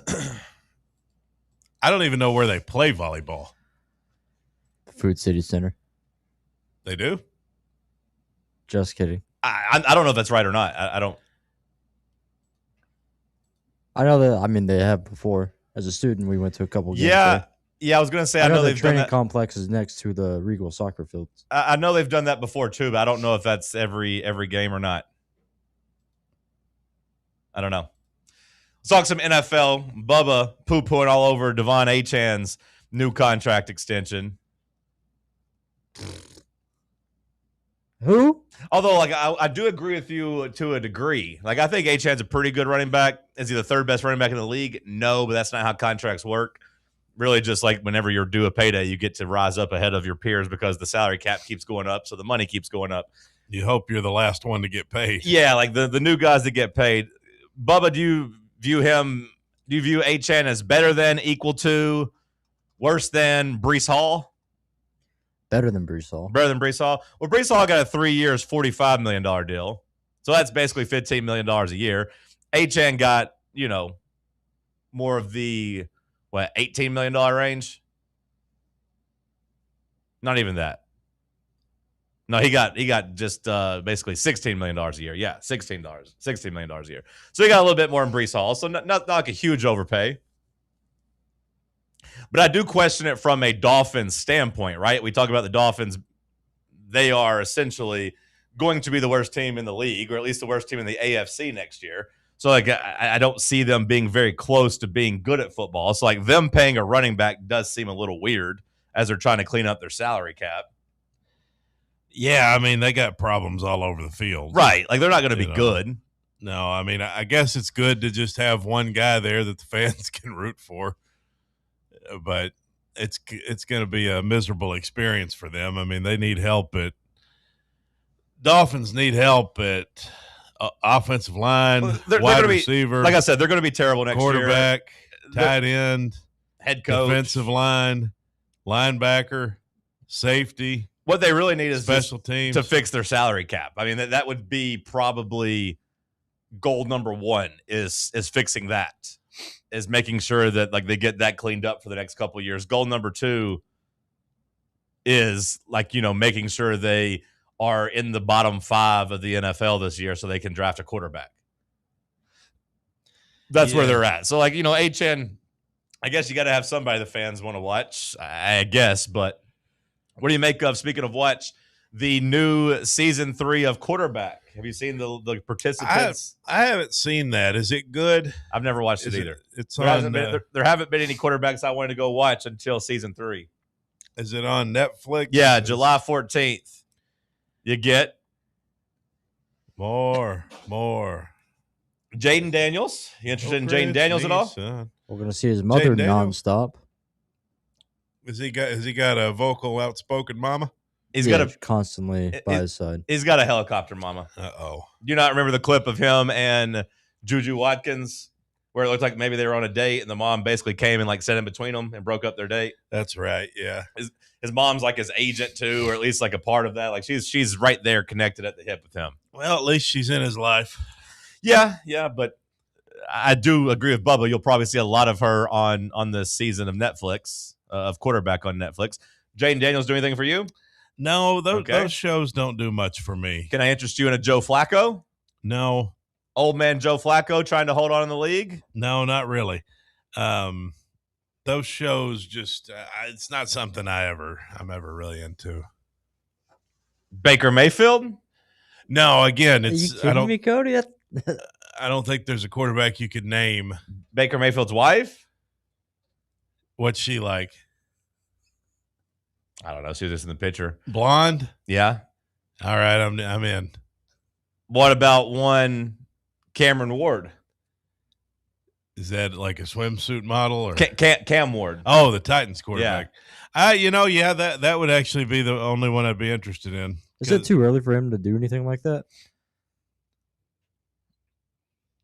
It's never too early to become. About time the number 1 overall pick gets a little bit of shine from the national media. Yeah, it's never too early for him to become a star, Bubba. I would say it's too late. Like Sam said, this is the first time the people's going to actually get to interact or hear him or listen to him at all. Guy can't pronounce anything about the state of Tennessee. Lebanon's weird for me too. I have to be reminded it's Lebanon. Like it's tough. It's weird. It's not easy. A couple of those I didn't know either, and I considered myself to be fairly well versed. I knew DeMunbrian, of course. Yeah, I knew that one. But I think you got to know DeMunbrian if you live in the damn city, don't sure. you? Demon Bruin. But like when I see Lebanon, like I still, it still tricks me, Bubba. I knew Lebanon. I knew Ottawa. I knew that one because of you. Yeah. Shout out to Ottawa. I was hoping they'd put an iota on there. I knew Giles County because I don't know how else you'd pronounce that. So. Yeah, it was weird that they were so confused by that. But they were going to say Giles. There was one I didn't know. There was one I didn't get. That wasn't Island. No, I know that one too. Because I've always thought that's weird because it's spelled like Milan. Springs. Huh? Bishop Springs. Yeah, that one. I didn't know that and Shelbyville, Beersheba, isn't it? Yeah, I don't know. Shelbyville. The way they were trying to make it like Shelbyville, I didn't really like. I think they went a little too hard on some of the pronunciation. Yeah, the Shelbyville. I don't really. I mean, I'm not from West Tennessee or whatever, but like I don't. Well, the Vol thing is a Tennessee thing. Yeah, that's like Merville. Like I just never heard Shelbyville. I've never heard Shelbyville. They were trying to make it like Shelbyville. I was like, that's Shelbyville. Like, relax. Shelbyville. But no, I am pumped up, obviously, from a Titans perspective, but I do think it has a chance of really putting Cam Ward on the map because I do think he is pretty charismatic. I do think he's pretty likable, and I do think it's going to really come across on Netflix just how much he loves football. And I do think that overall, that's still what sports fans want to see. And like, I think every sports fan can respect an athlete that like makes the sport his entire identity. And I think Cam Ward's going to come across really good, from that perspective. You go back to some of the pre-draft stuff with Shedeur, where he's like, you want to be a rapper, a singer, you want to be all this, an entrepreneur. He's like, when you Google me, I want to say football player. I think that mentality is going to really shine here. Well, I'd say he's achieved that goal. Yeah. I don't know what else it would say about him. He's definitely a football player. That would be the only one I'd be interested in is Cam Ward, just because it might show some of the sights and scenes of Nashville, and I can point at the TV and say, I've been there.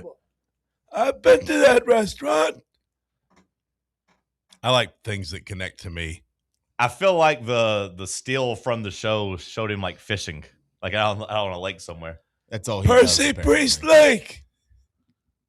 Wait, is that Mike Vrabel and Diana Rossini back there? Good one. What are they doing out here? Wait, what's that in the distance? Why can't you see her head? Do you think that Mother's Day picture of her and her husband was staged? Not any more than her saving that burning baby from the car or whatever she did. I felt bad seeing his face. There was no life left in that face. I mean, the guy I don't know how you could carry on if you're him. I don't know how you could. That seems like it'd be the hardest thing to get through. It's part of why I don't want to find love. Yeah. Yeah. I mean, once your woman cheats on you, how do you ever look at them the same? I mean, how do you? I know they say you can forgive. You can forgive, but I don't know, man. That's hard. That's hard. It just breaks every level of trust, and especially when it's such a public story. And it's not like it's just his girlfriend; that's his wife. But also, like, it was a national story. You're yeah. Like, it's bad enough to get cheated on, but like, yeah, you got to see the guy every single day, and he's an Eagles fan, so like he hates the Patriots probably. Like, and they're trying to steal AJ Brown. His wife's helping her lover steal his best receiver. Like, it's all connected. It's gross. Now you just see the news that you got to watch him in the first NFL game of the year. Oh, well, that's gross too. Seattle. We don't need a Seattle-New England rematch on Thursday night. That's a weird decision that the NFL did. Like, I don't necessarily like that. They gave us some holiday games too. We'll dive into those. But before we do that, Sam, have you watched season 1 or 2 of Quarterback? Maybe a little bit of 1, I think. Whatever the one that Kirk Cousins was on. I remember watching some Kirk Cousins ones at my buddy's house. He had it on like when I was visiting him. We watched some where they had won a game and he was going through the drive-through at like Cookout or something afterwards to order. I've never been locked in, but I'll be locked in for Cam. Was Justin Fields in one of them? That was the high school thing, I think, that he was in. Okay. I watched the high school thing because it was him. It was Spencer Rattler. Spencer Rattler, yeah. Yeah, it's weird. I do like this stuff. Cody keeps saying this isn't that it doesn't do it for him, but I actually do usually like this stuff. But I don't know if I've just been burned out or just don't want to devote the time. But like, I haven't watched any of the Quarterback, and I haven't really watched any of the NBA, the one they would do for a couple seasons, where they'd have athletes on there kind of doing behind the scenes. I love documentaries and such. I just don't have the time. I mean, between watching Hell on Wheels and again with Hell on Wheels and gambling on the NBA show already, I just don't have. It's not time. even that good. It's pretty good. It's got Common the rapper in it. I've heard that. Should we just tell them how it ends? I don't know how it ends. Don't do that, Bubba. My mom might. I'll come over there and strangle you. Although I did tell you at least when you look at the reviews of it, the later seasons have damn near perfect reviews. You told me that. In terms of Rotten Tomatoes. I mean, you can take Rotten Tomatoes with a grain of salt, but like season 4 and season 5, season 5's 100%. Well, I'm like halfway through season 4, and it's been. Did season 3 suck? Not to me. Season 3 only has 50%. I mean, I liked it, I guess, but it probably was, now that I think about it, the least good of the first 3. Season 4 bounces back with 80%. And then, season 5, they say, is 100%. Well, I noticed they've added episodes on because the first 3 seasons were just 10 episodes, and now this one's like 13. Next season's 13 or 14. So we'll talk some more NFL coming up next. Can't get enough Fan Run Radio? Download the free Fan Run app and take the best Tennessee sports conversations with you wherever you go. What kind of day is it? It's a White Claw day. Grab a pack, grab your friends. Everything else in life can wait. Your friends shouldn't. Let's go. White Claw. Grab life by the claw. Please drink responsibly. Hard seltzer with flavors. White Claw Seltzer Works, Chicago, Illinois. Welcome to Axle Logistics, where excellence isn't just a goal, it's an energy. As a leading third-party logistics company, Axle is powered by an award-winning culture built on a work hard, play hard mentality. Here, the drive for success is contagious and hard work never goes unnoticed. Whether you're just starting out or looking to level up, Axle Logistics is the place to launch your career. Join us and take your ambition to the stars. To learn more, visit axologistics.com. Next week is a huge week for your Knoxville Smokies. Don't have your tickets yet? It's not too late. Join us Tuesday as we honor our incredible law enforcement. And Wednesday is all you can eat. The weekend is kicking off with one of our favorites, Margaritaville. Food and drink specials all night long with that island feel and post-game concert and fireworks. Saturday, it's not only a doubleheader, but it's Grateful Dead night and fireworks. We end the week with our day game of the week on Sunday. It's jam-packed, so get your tickets now at smokiesbaseball.com. The best athletes don't just play the game, they change it. When it comes to investing, Gainbridge is doing the same. Their online platform does things differently because it's designed to put you in charge of growing your own savings. It's intuitive, it's easy, and best of all, it's on your terms. No wonder Gainbridge has earned the trust of 40% repeat customers. It's a better way to invest, because it's investing your way. Get started today at Gainbridge.io. Located in Knoxville's historic Old City, Barley's offers great food, live music, the best draft beer selection in town, and now your new favorite place to watch sports. Their indoor projector is perfect for any weather, and they've revamped their upstairs area with more TVs to take in all of the action. Their menu features hand-battered chicken tenders, juicy burgers, fresh salads, and the tastiest pizza in Knoxville. You can enjoy their happy hour drink specials daily from open until 6 p.m. Barley's Tap Room and Pizzeria. Running a business, coaching a team, planning your next big event, you need more than just gear. You need SM Athletics and Logo Solutions. Custom uniforms, branded apparel, promotional products, done right, done fast, and built to show off your brand with pride. From local businesses to high schools to major universities, SM Athletics is trusted by winners.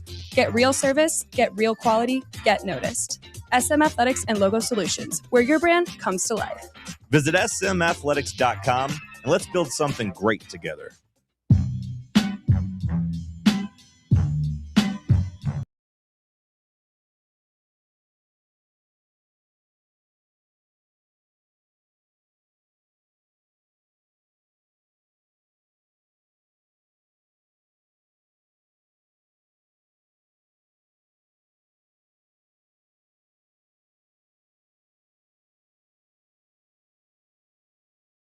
Leaderboard update out at the PGA Championship, brought to you by our friends at Inward Half. Sam, anybody out to a really quick start? Anybody? Xander Schauffele, here he is, 3 under through the first 4 holes. He started on the back 9. Stefan Jaeger, I don't think I've ever seen that guy before. Yeah, he's out there. He's playing in a major, so I assume he's got some. Yeah, I wouldn't say he's like a week in, week out type of guy, just contending every week, but he's in there in the mix sometimes. He's pretty good when you mix him with Red Bull. Cam Smith, their hot early is surprising. I hate Jaeger.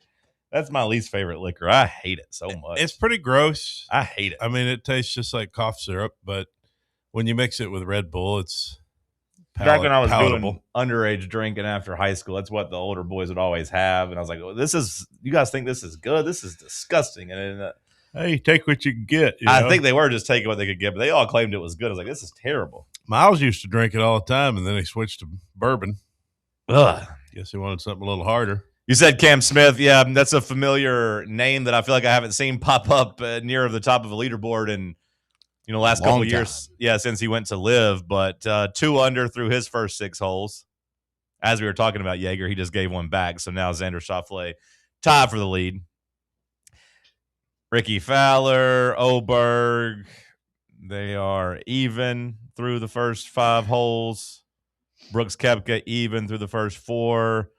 Rory and Spieth even through the first 3. Now, those guys I all just mentioned are playing on the back 9, and they do say the back 9 is going to be a lot tougher than the front 9. So if you're looking for scoring, it does seem like you might need to do it on the front 9, the outward half, if you will. Bryson DeChambeau and John Rahm both over par. Rahm +1, Bryson +2. Where are they doing the PGA Championship? Aronimink. Probably not a course that you would ever recognize. Yeah, I don't know any more after you saying that than I did before I asked. Yep. There's only been like 4 tournaments at this place ever. I did really like that you had was it like hole 14 or 15 that you see those guys had built like a deck? Yeah, that was sick. I guess because there's houses, on the land, but they rope it off and there's a big fence. So whoever owns that house just built a big platform, and him and like 10 of his buddies were just standing there over like the PGA fence, like watching. And that's kind of wild. And I wonder how crowded that's going to be like on Sunday. What state is it in? Pennsylvania, right? Yeah, it's outside of Philly. Yeah. Oh, okay. Scotty Scheffler teeing off at 2:05. Him and Justin Rose and Matt Fitzpatrick. That's a big name. I guess Fleetwood's groups at 143. Looking at the NFL's holiday games. Holiday? You got the opening one. What the hell is this guy saying? Horrible take from an obese redneck. What the hell is this guy talking about? He's probably talking about me. Oh, no, he's talking about me. Oh. What'd you say? I said that Fallout Boy was terrible. They're lame. Yeah, it does sound like something an obese redneck might say. Yeah. Yeah. What the hell's wrong with Fallout Boy? Yeah. I like Fallout Boy. You like Fallout Boy? I like that one song that everybody knows. Guys in the chat are saying that Steven Yeager's a UTC alum. Really? Yeah. Okay. The FL. Didn't know that. Sort of. Do we get to count guys that are part of the UT system? No, but it's kind of cool that he's not a VFL by any means, but like I root for the local guys. It's like Rory being committed to ETSU. No, it's not. It's a step indirectly. It's a step above. I don't take any pride in Rory being good. Be like, he almost went to ETSU because he thought the hills of Tennessee reminded him of Ireland. I don't give us. That makes sense. Very old world. It's a nice, trivia tidbit or whatever, but like I don't take pride of that. Take pride in that. How about Mookie Betts? I give a little bit more to that because he was actually committed to Tennessee, and like it, he was just like, "Hey, coach, I got to go pro." I bet he would have been really good here had he played baseball. I would imagine so. Yeah. Now, I don't think his career would have gone better. No, I mean it's gone about as well as you could ask. Yeah, I don't think I would think it would have been much better. Wouldn't have done him any good. You seen some of the Titans leaks on their schedule, Sam? Yeah. I don't love the Jets week 1. That's just a lose-lose in my opinion. Man, I think that's about as good as it can get. See, to the Jets. Saleh loses to his old team. You become the laughingstock of the league. Sure. You beat the Jets. Nobody cares. No. See, I disagree. I think if you beat the Jets, especially if you beat them down and the team gets to flex a little bit and Saleh, because the worst thing you could have for a new coach is to like start out like 0-3 and just kind of spiral. So I think getting one of, if not the worst team on your schedule week 1 at home, that should be a win. And then you can kind of relax and take some pressure off. Now, look, you're right about the idea of like losing. If you lose to the Jets, that's a different story. But last year they opened with, was it the Bears? No, that was 2 years ago. Last year they opened at Denver. Ah, that's right. Yeah. And like, you played pretty good for a quarter and a half, and then you just fell apart at the end of that quarter, the end of the second quarter that's when they should have fired Callahan whenever you remember they were backed up on the goal line and went 3 and out and had to punt and then gave up a touchdown. But yeah, like, I mean, if you had played an easy game and went 1-0, maybe there's less bad vibes that whole first month of the season. So Cam really can't throw an interception. Say what? Cam can't throw an interception at all against the Jets. No. Oh yeah, because they haven't gotten the pick in 2 years. Yeah, that's true. 2 years? I thought it was just the whole full. That's what my Jets buddy said. I don't know. I thought it was just that one full season. Now maybe they only have like 4 for the last 2 years, but I didn't think they had 2 straight seasons. They don't have Sauce Gardner anymore either. No, they don't. The Indianapolis Colts paid a whole bunch of stuff for him. But I like the Titans getting the Jets. I think that's good.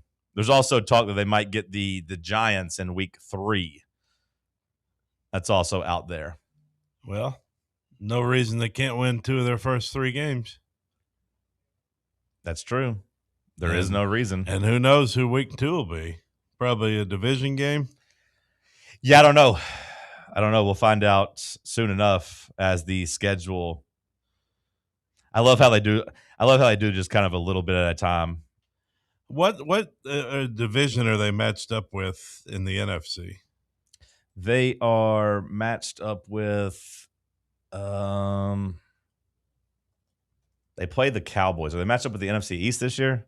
The Titans? Yeah. Yeah.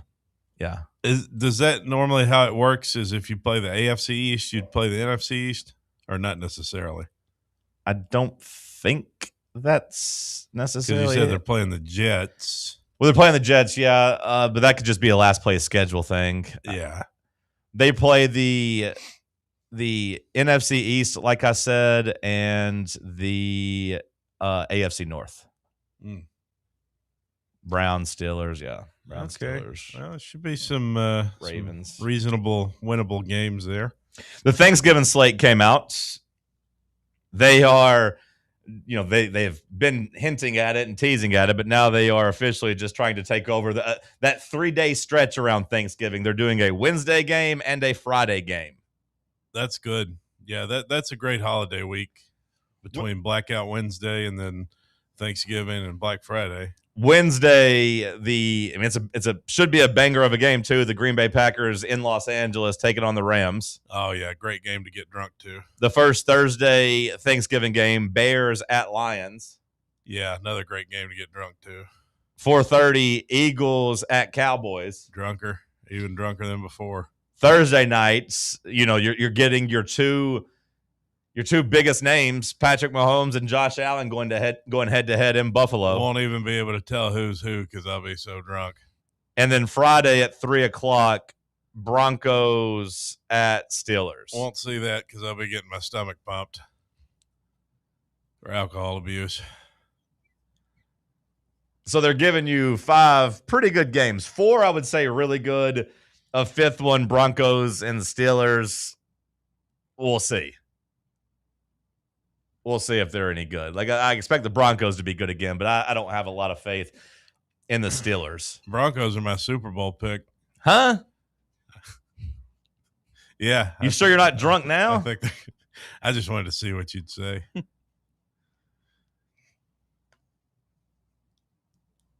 always kind of liked the Broncos. They're one of my teams I kind of like, You do every year. Yeah, I kind of like them. Kind of like the Bears, the Rams, the Titans. I got a few teams I kind of like. That'd probably be my final 4 if I was going to pick a team. Be between those 4. What was the 4? Give me the 4 again. The Bears, the Rams, the Titans, and the Broncos. Just of your favorite teams? Yeah. Yeah. I think that's my 4 favorites.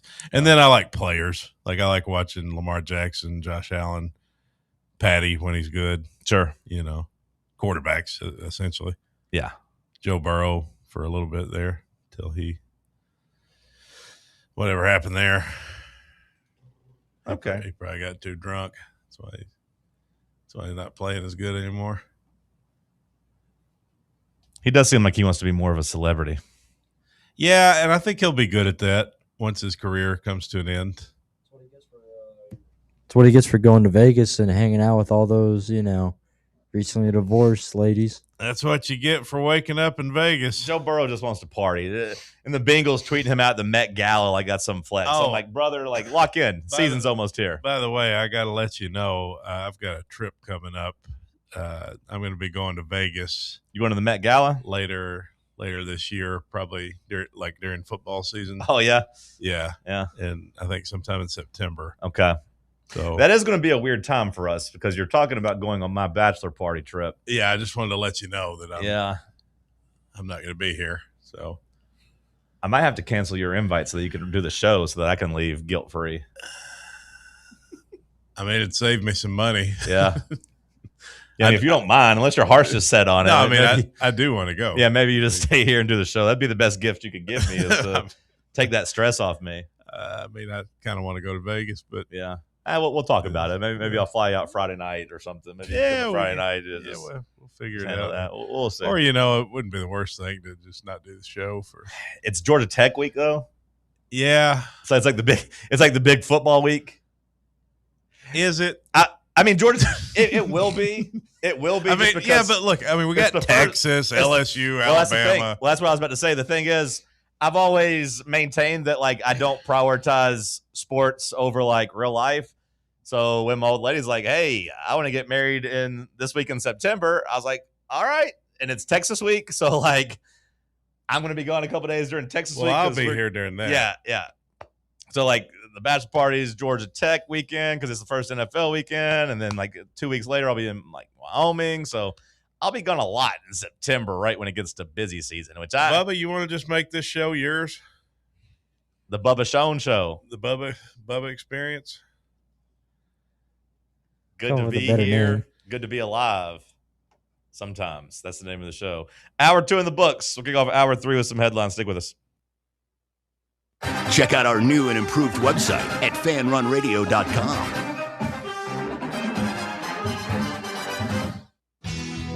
Hi, this is Dr. Stephen Malone at Knoxville Smiles. Has it been a while since your last dental visit? If so, I'd like to invite you to come see us.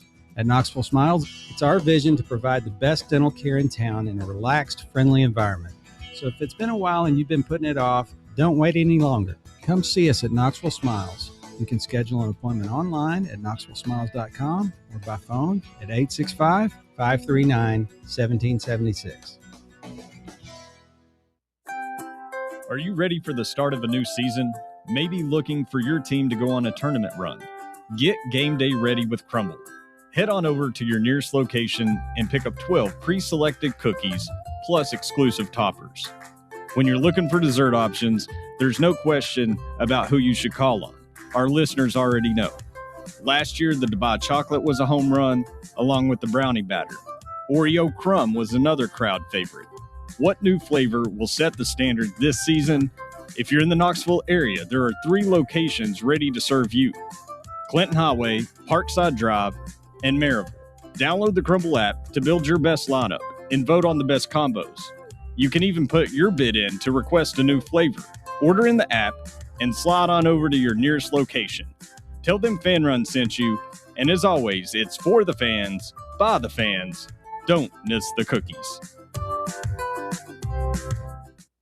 Barley's has live music on weekends, general team trivia on Wednesday nights at 8 p.m., and now live sports trivia courtesy of the Knoxville Trivia Guys every Thursday night upstairs.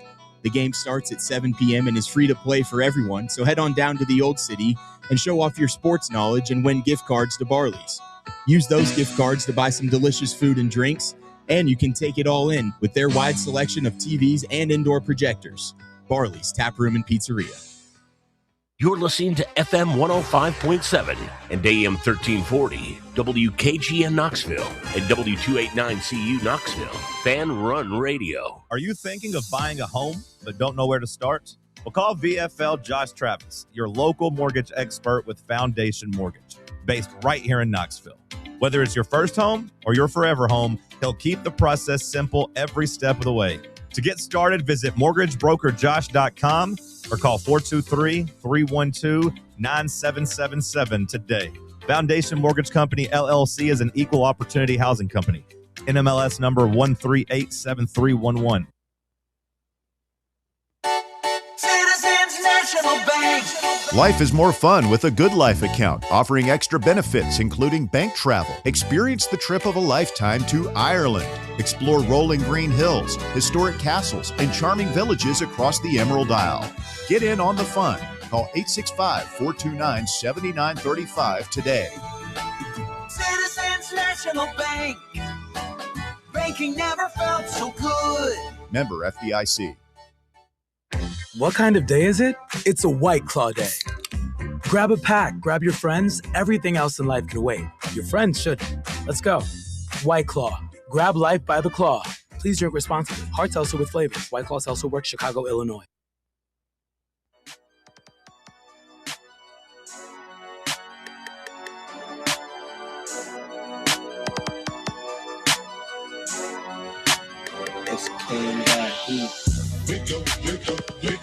Talk sports. Talk sports. Talk sports. Talk sports. Talk sports from 7 to 10, Overrated, underrated on Wednesday. Fan Run Radio, talk sports, said not my house. I ain't talking to Kim, babe. John and Cody out here asking where the ops at. Tennessee Volunteers here for combat. It's the Cherokee Ghost, John Reed and Cody doing everything we can to bring Rocky Top back. Talk sports from 7 to 10. Never leave a witness, never leave loose ends.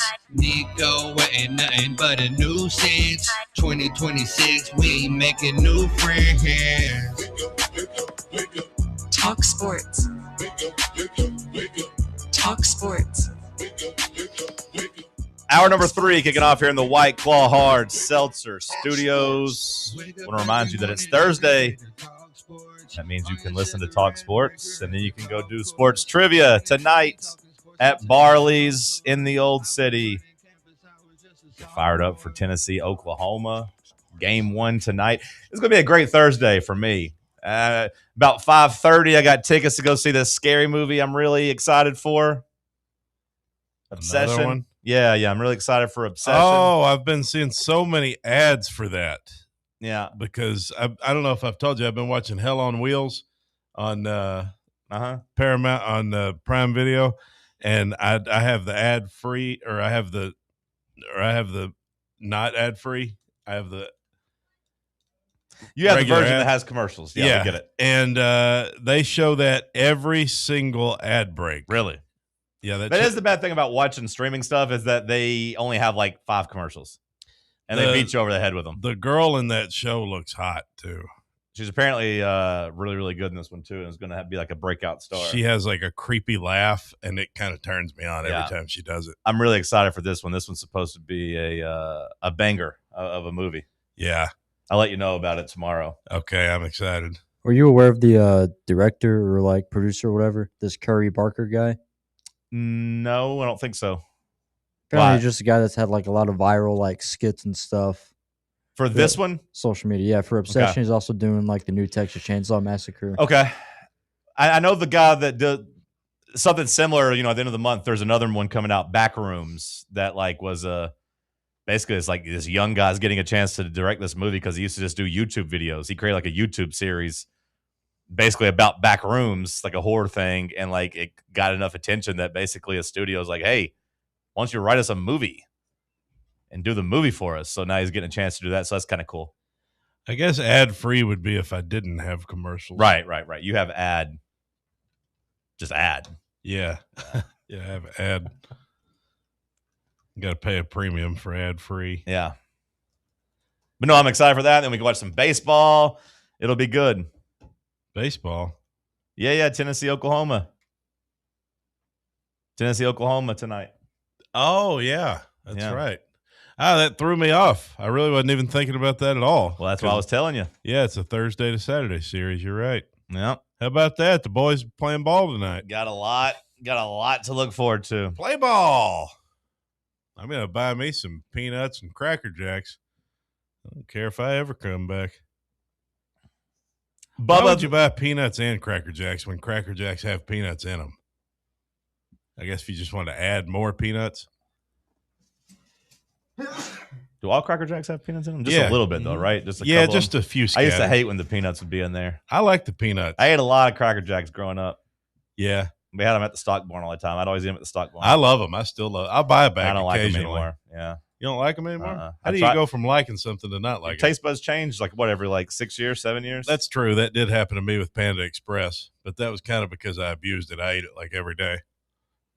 What's not to like about it, though? I don't know. I just don't. I tried it, and I just didn't. I don't know if my teeth are just tender and like the popcorn's too hard, or just tender teeth.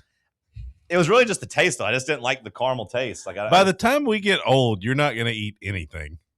I might Your not. poor wife to be is going to have. You're going to be when you're old Actually, and it's very decrepit. basic. She just gets to make the same. No, for you're going to dinner. be such a pain in the ass when you're old and decrepit because she's definitely going to outlive you. Just give me mashed potatoes. Yeah, what if you go from She's gonna roasting be- Cody about applesauce to being the applesauce guy? He's Just going so to you turn know- away.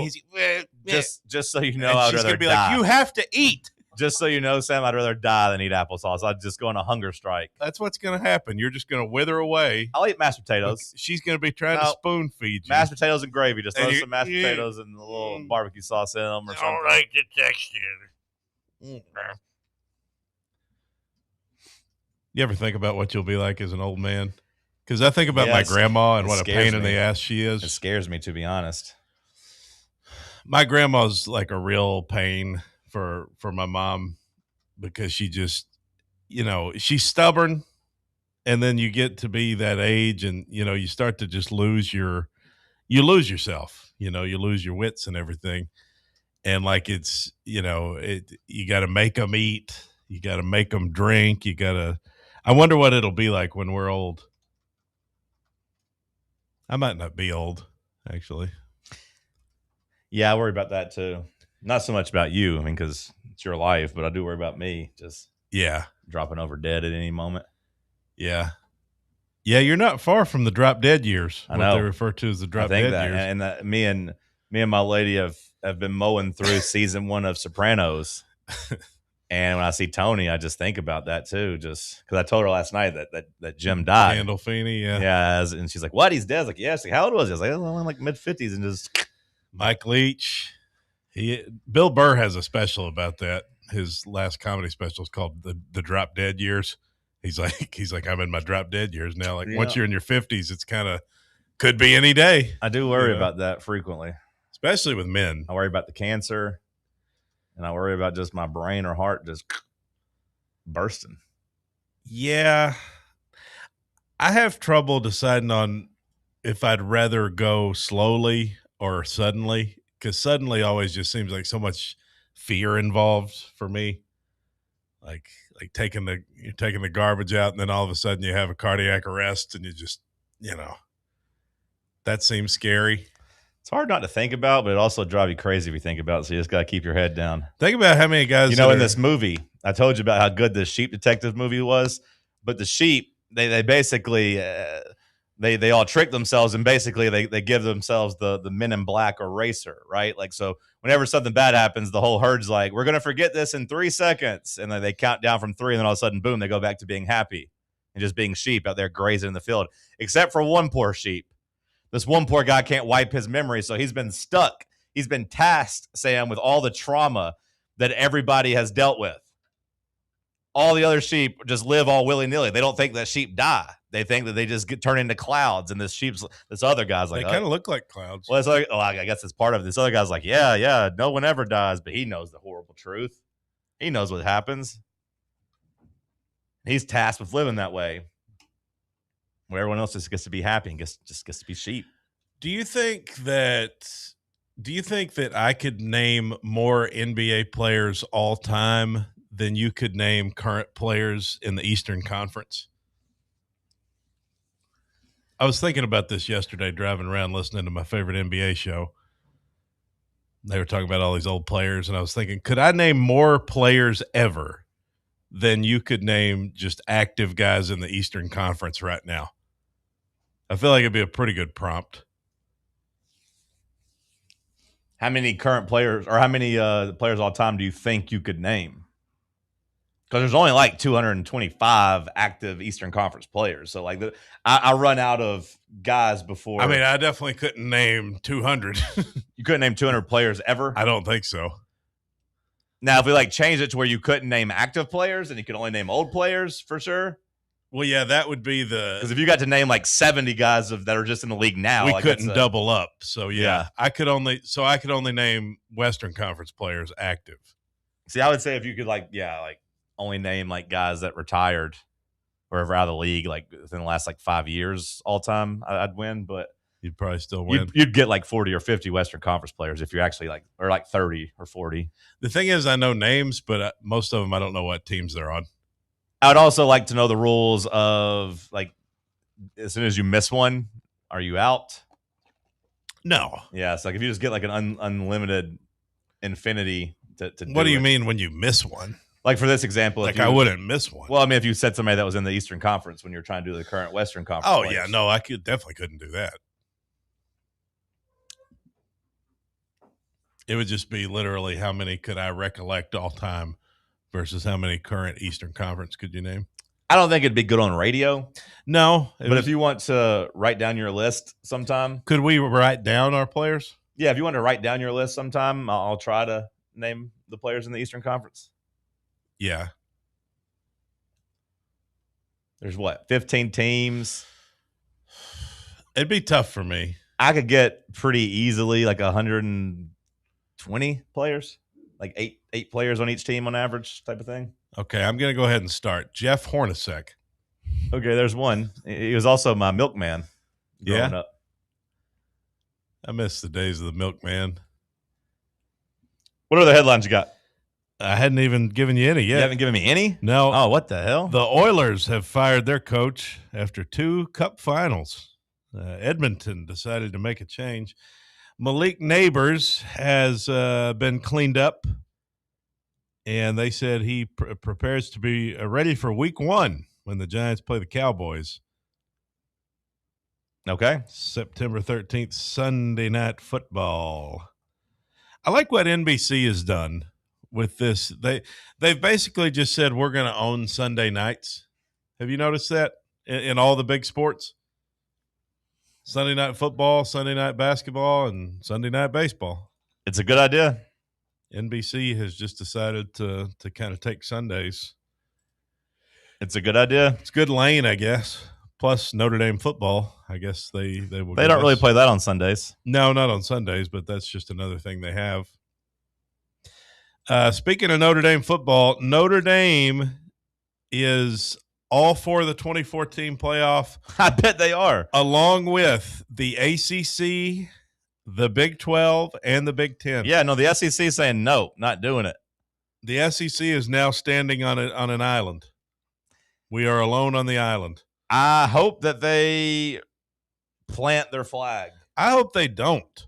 You want the 2014 playoff? Yes, because I want to be in the damn thing. Well, you missed that conversation in hour 1, but yeah, like there's pretty much no, like I was just talking about in 2 years from now when like the schedule flips and we're having to go to Texas, to Alabama, to Auburn, to LSU, how tough it would be to even like get yourself excited for that season with the 12-team playoff. Well, I just don't understand how you go to 9 games, but you don't want to go to 24 teams. It seems so counterintuitive to me. You are making your conference have an additional 9 losses a year or an additional 8 losses a year. And yet you don't want to expand? I don't get it.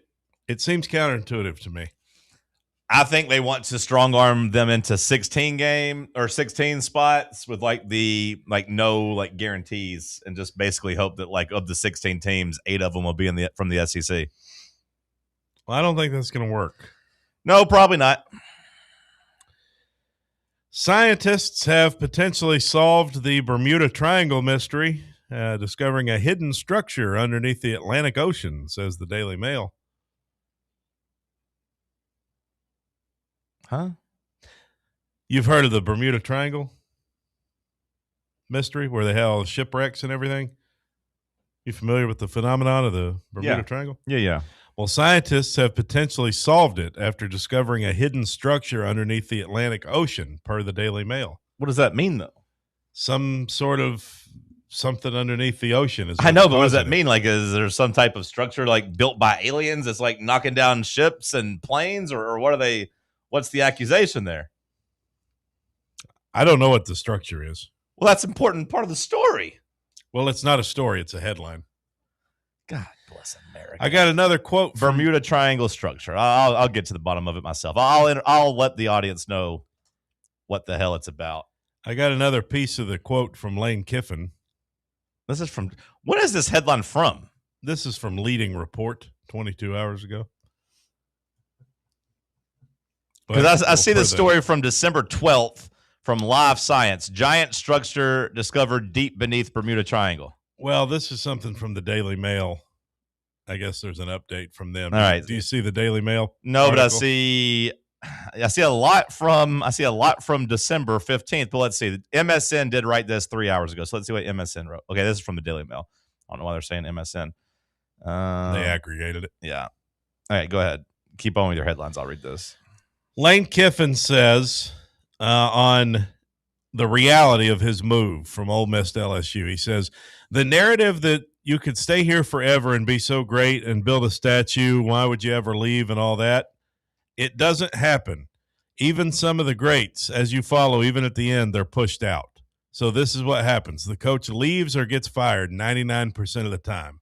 So it's kind of like, okay, this was amazing, great 6-year relationship, but it was going to end at some point. So that's his response for the people saying, you know, why not just become the guy at Ole Miss, have a statue built for you? He said eventually he would either leave or get fired. That's just how it goes. Who did he tell this to? Wilson Alexander of On3. I've never heard that name before. I haven't either. I guess he's a new guy there. He looks young and vibrant. Okay, so basically this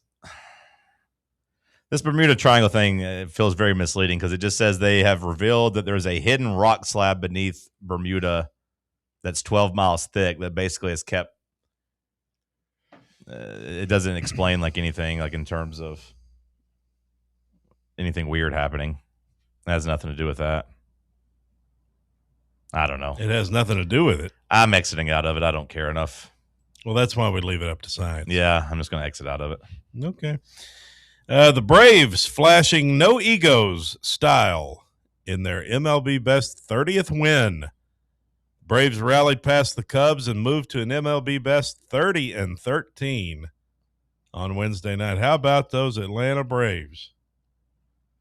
Sam, you fired up for your boys? Boys are hot right now. Just stuffing the Cubs in a locker right now. Is it World Series or bust? It's too early to say that in May, but they're 30-13, man. They're a tank. It looks good right now. 93 run differential. That's the best in all of baseball. Cubs have a great offense, and our pitching staff of Kenny Powers, Grant Holmes over there has just been wheeling and dealing, not really having some of our top arms available there, and you're still mowing through them. So. I think it's time to say it, Sam. It's World Series or bust.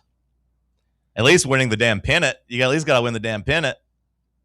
We've still only played like 5 games with against a team with a record of 500 or above, but the Cubs have been most of those teams, and we've been putting them to bed. So it has been a nice start to the year. Won the series against the Dodgers or no? Yeah. Won 2 out of 3. Is that right? They did, yeah. Okay. I'll just go ahead and say it since Sam's scared to. World Series or bust. Let's see what you got, boys. The ACC says it would look forward to a 2014 playoff because it would provide hope for the conference. We might get 3 that. teams in. Yeah. If there's 24 of them, they might let us get 2 or 3 teams.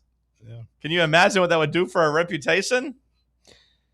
And finally, police in France are warning drivers in rural areas to be on the lookout for drunk deer exhibiting erratic behavior caused by the consumption of fermented fruits. Those damn fermented fruits will get you. All that wine in France. Those deer are out there eating the fermented fruits and getting drunk. And there's a video here of a deer just walking in a circle, just 360 degrees. He just keeps walking in a circle. He is drunk. And that could be a risk to drivers. Deer are scary enough. Would you like to know what Rick Rubin has to say about Hollywood continuing to make soulless movies? I'd be interested to know if you agree with it. Okay, give it to me after the break, and then we'll dive into a little NBA. Then Bubba will play some Cap or Facts. Stick with us. Let's talk sports on Fan Run Radio. For the fans, by the fans. This is Fan Run Radio, Knoxville. Hey, Vols fans, Cody Brown here.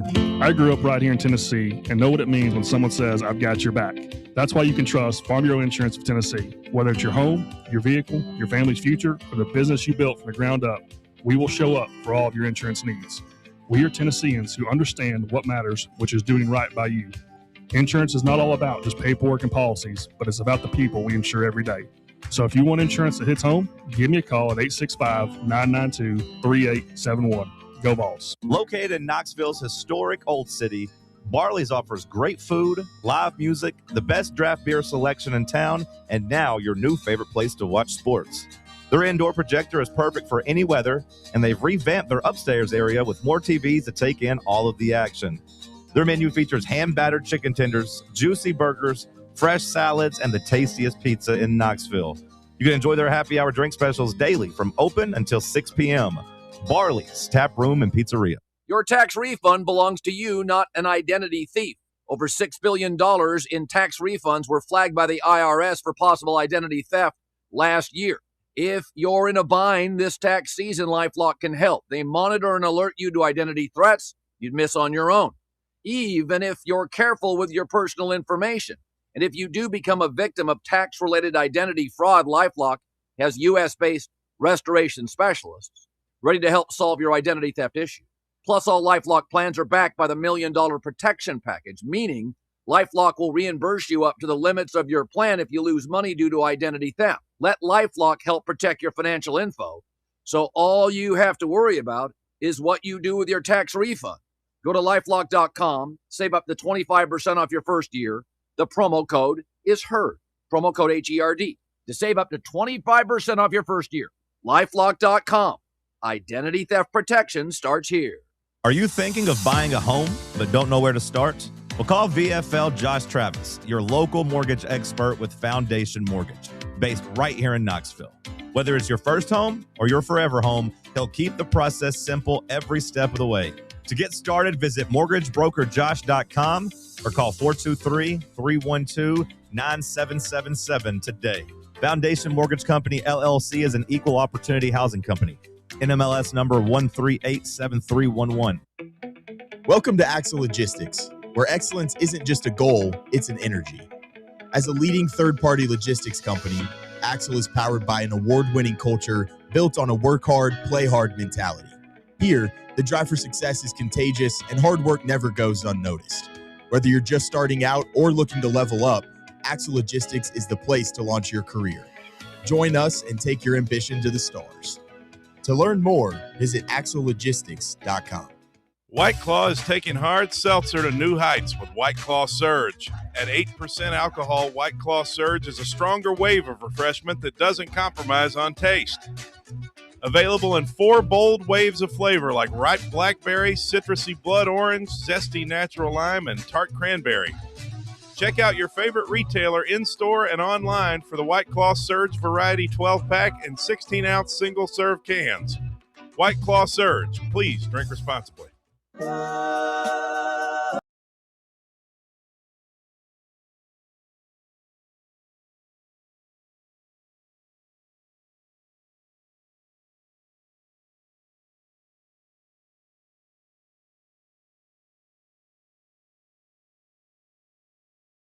The audience comes last. I'm not making it for them. I'm making it for me. When you make something truly for yourself, you're doing the best thing you possibly can for the audience. So many big movies are just not good because they're being made by people trying to make something they think someone else is going to like. Oh, okay. That's not how art works. That's commerce. Everything we make as artists are essentially diary entries. See, at the beginning of that quote, I thought he was saying the opposite, and I was going to vehemently disagree. But at the end of that, I agree. There's nothing worse for me as a consumer of art, whether it be music, whether it be TV shows, movies, wrestling to an extent, Bubba. I hate fan service.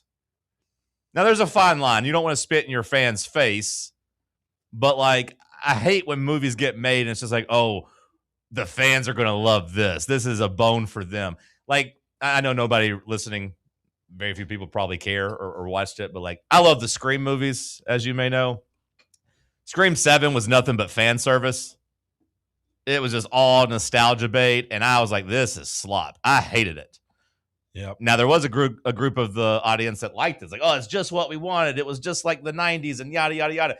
And I was like, okay, that's fine. Some people like that slop. I don't like it. I feel like superhero movies really started that trend where it was all kind of fan service. I don't like that. So I do agree with Rick Rubin. I think it's important of what it is. Like if it's in wrestling, it's like if a person says a certain phrase in a promo that they used to say, or like if Cody Rhodes is like, yeah, and Stardust, we're like, oh, yeah, because that used to be him. Yeah. Well, to me, that's a little bit different, but you're right. Like in terms of like callbacks or like acknowledging the real fans, like there's a fine line there. But like, yeah, I agree with what he says about the art should be the art first, and then the audience should either like it or not like it. Yeah, make it for what you want, and then people they'll either like it or they won't. Well, I feel like we do that here a lot.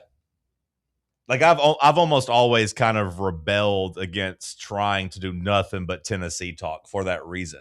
I feel like that's fan service to an extent, especially back in the day when we sucked, right? Like there'd be other radio shows in town or on the station that was just all Tennessee all the time, and it used to drive me crazy. Like, how are we still talking about this? We suck. Talk about something else. Do something else. Yeah. Don't just rely on the same stuff. Now, when the team's better, you gotta talk about them more. I get that, but like I still like talking about other stuff. Did you see where we won a rowing championship? I did see that. VFL. I could have told you it was coming too, because I saw them rowing down the river. I saw how fast they're able to go down the river. I looked at them. I said, "That's a national championship rowing team right there." I assume you didn't listen at all to the Rick Rubin produced new Tyler Childers album. Did you listen to that at all? No. See, I thought it was awesome. But like there was a group of the fans that were like, oh, this isn't what we wanted. We wanted more of the old stuff, which would be like what he's saying in terms of the fan service. But he's like, let's do the art and put it out there. I thought it was awesome. You should listen to it sometime. But it's like a completely different like sound or whatever. And yet you called one of the greatest artistic achievements of this century lame when you said Fall Out Boy's Sugar We're Going Down was lame. The people romanticizing that song in that era just weren't there. That was goofy. I was there. You were like 12 when that came out. And it was a fun song. Yeah, you were like 11 or 12 though. You were a kid. Everybody liked that song. Teenagers that were in high school, only the weird kids liked that song. That song wasn't cool. I'm not gonna let people. I will say that song still hits. It hits now, but it's what I'll tell you though. It hits now because of nostalgia. Yeah. It hits now because of nostalgia. Fall Out Boy was basically that era's Nickelback. Like nobody that even liked the emo music really liked Fall Out Boy like that. Well, what do you You're not dragging Nickelback into this. What do you say about a song like Mr. Brightside? Does that just hit because of nostalgia? Is it the same kind of thing? I think Mr. Brightside is legitimately a good song, but it definitely gets a boost from nostalgia. See, to me, those are one and the same. Those two songs are kind of one and the same to me. I disagree. Plus, the Killers and Fall Out Boy are in a completely different class. Well, yeah. I mean, the Killers are more respected as a group. Yeah. But those two songs, to me, are similar songs. They're just kind of something that you hear on a playlist and you can sing along to, and it's just a fun song. Well, I think the bands, and I think their staying power matters too. Like, Fall Out Boy sucked, is the point. We're not going to romanticize Fall Out Boy. I like that song, though. Not on my watch. Well, you were 11 years old when it came out. How do you know how old I was? Because I just figured it came out around like 2008, 2009. No, I guess it's probably more like 2006, right? 21 years ago. I would have been in 8th grade. Right, so like 12 years old, 13 years old. 14, I think, maybe. Something like that. Horrible take from the obese redneck. Yeah. That's not a very nice thing to say. Yeah. Just because you disagree with someone, you shouldn't call them names. 21 years ago today, though. That's crazy. You were 12 years old. It released in 2005. Did you know that 16 years ago today, Jordan DeJani tweeted, "Does anyone still think LeBron is good?" How many years ago? 16 years ago today. Shows you how long LeBron's been around. So he didn't think LeBron was good in 2010? May 2010. And that's an NFL reporter saying that. Well, Jordan was overreacting. And look, I mean, with a name like Jordan, you could see why. Now, I will say that like May 2010 would have been right around the time that LeBron was getting knocked out of the playoffs by the Celtics. Right before he left and went to Miami. That might be why Facebook posted that. Yeah, LeBron was still really good at that time, but like you were fairly right to criticize whether or not that team was going to win in the playoffs. Now, Jordan was young. And I think it was easier just to point to team wins, player good versus team loses, players bad. But like LeBron was awesome in that series against the Celtics. It's just the rest of his team sucked. Yeah, we all say things when we're young that we may someday not feel the same. But When You Were Young, that's another killer song.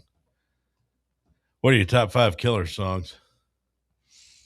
You know, I don't know very many killer songs. My best buddy, one of my best buddies in high school loved them, but I tell you, so I listen to him in his car sometimes. I like Somebody Told Me. Yeah, that's a great song. Somebody told. Yeah, I like that You one. had a boyfriend who looked like a. I tell you, one that I hate is the one that I got soul, but I'm not. I hated that one so much. I hate that song. Whenever he'd play that in the car, like, you gotta turn this one, brother. You gotta turn this one off. They got some good ones though. They do for sure. Did you watch any of the Cavs and the Pistons last night? Did you get your parlay?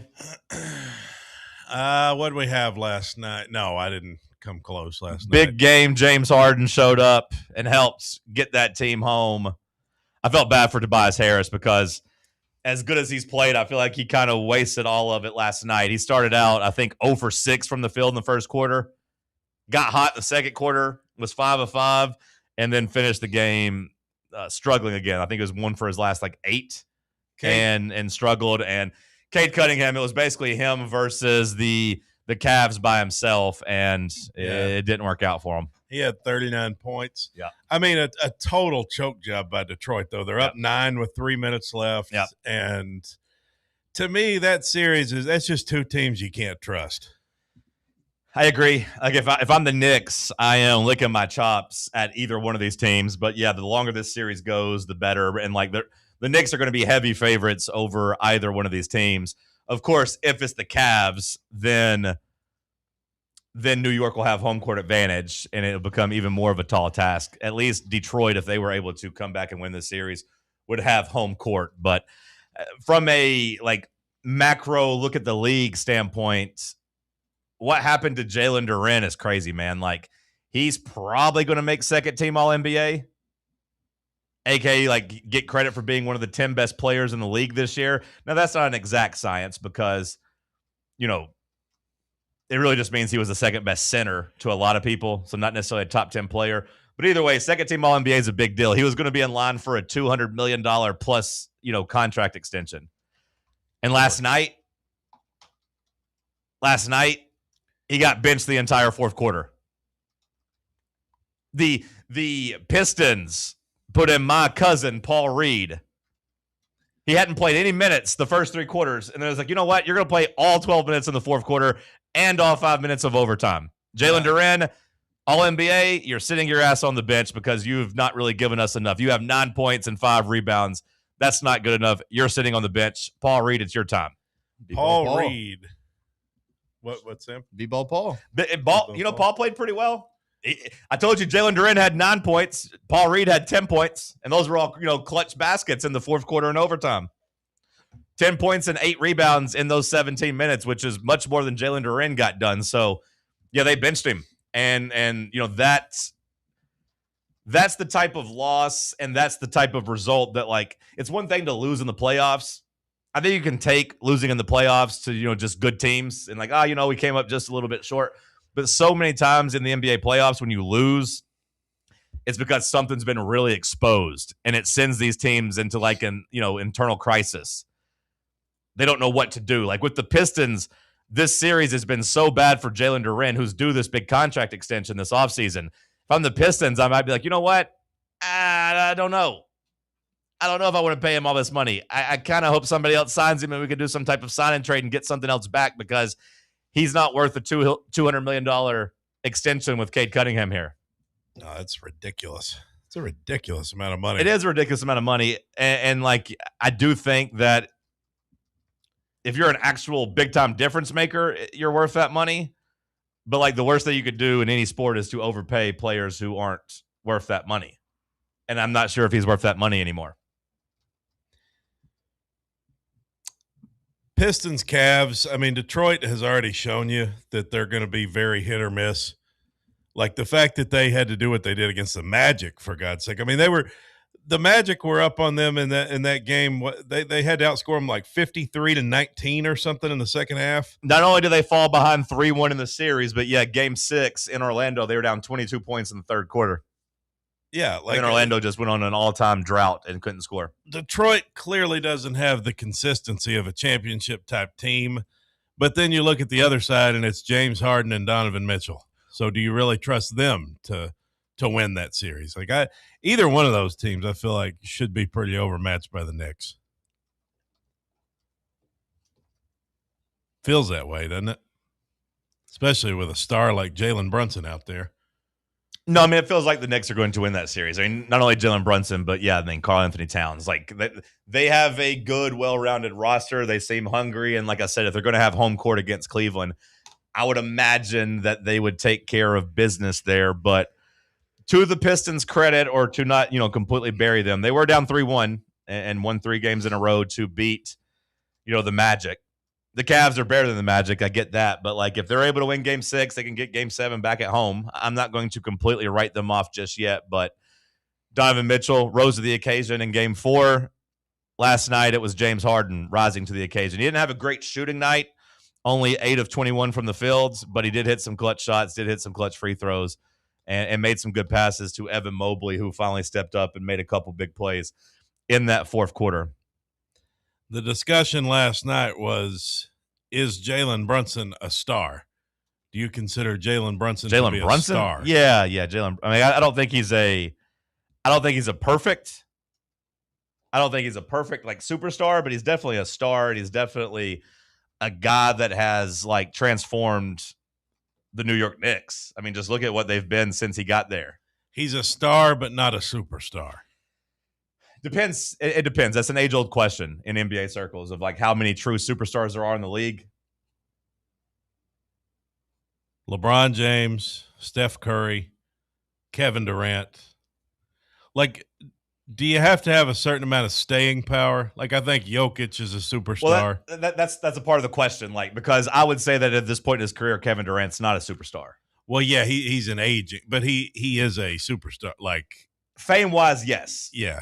Fame-wise, yes. He's aging out. He's in rock star terms, he's like over the hill. He's out of his prime, but he's like grandfathered in as an A-lister. He's like Axl Rose, right? Out there. Jack Nicholson. Welcome to the jungle. Like we got fun games. The guys from the Rolling Stones as well. Like No. Some of the greatest to ever do it, but like they're not. Mick Jagger still got his voice. He's like LeBron. Yeah, but you told me that last song kind of sucked. So they told me their new song. Well, I don't need to hear. So kind of like Kevin Durant, But like Kevin Durant still commands some amount of respect. And like if your superstar has to be like also famous to like casual NBA fans, then Kevin Durant is there. Well, the thing about Brunson is he does play in the biggest market.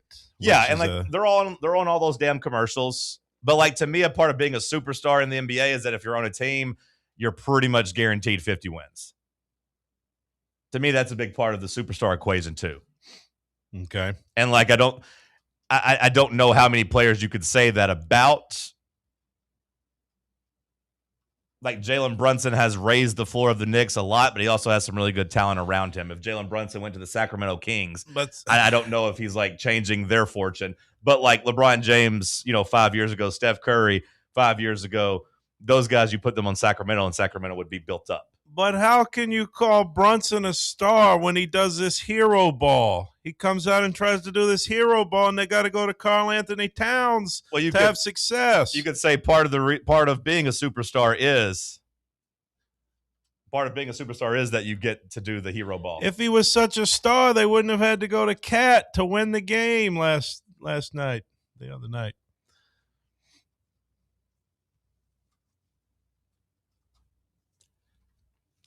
I wasn't prepared for Jalen Brunson, whether or not he's a superstar talk, but like he's on the cutoff. He's a top 12 player in the NBA, so it just depends on how many you have.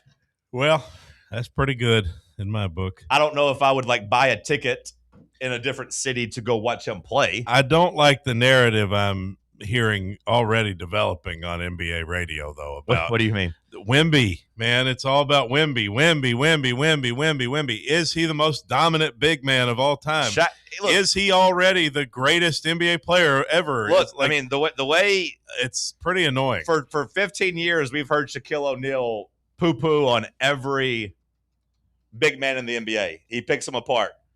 But he looked at Wemby and said, that's the perfect big man. So even Shaq's on board. So You better get used to it. And I don't know if I want to root for Oklahoma City or the Knicks, but I also don't know if I want the Spurs to win a championship. So I'm kind of in a no-win situation here. The guy on the radio last night was saying that, and I was wondering how you'd respond to this, that Wemby cannot be the greatest big man of all time because Kareem Abdul-Jabbar exists. And he was saying that Kareem trumps everything Wemby could do or would do. And that Wemby's actually not that good of a shooter. He's never shot more than 34%. 34% is a pretty good shooter. Like, if you're going to tell me that, like, Wemby's not a good shooter, like, not to bring up Michael Jordan. Michael Jordan's a 32% three-point shooter of all time, and a good portion of that was with a shortened, like, high school three-point line. So, like, if you're going to tell me Wemby's not a good shooter, what does that mean about the old players? This guy was saying he'd rather have Jokic than Wemby because Jokic is a better passer. Jokic is a great passer as a big man, and Wemby's nothing special as a passer. He's not a special shooter, and he's nothing. And he's like 51% at the free throw line. I mean, I give the guy credit for trying to find some angles. I don't know if he said that or you're just misquoting him, but Wemby, that's exactly what he said. Well, Wemby shoots 82% from the free throw line, so I don't know what that guy's talking about. He's not a 50% free throw shooter at all.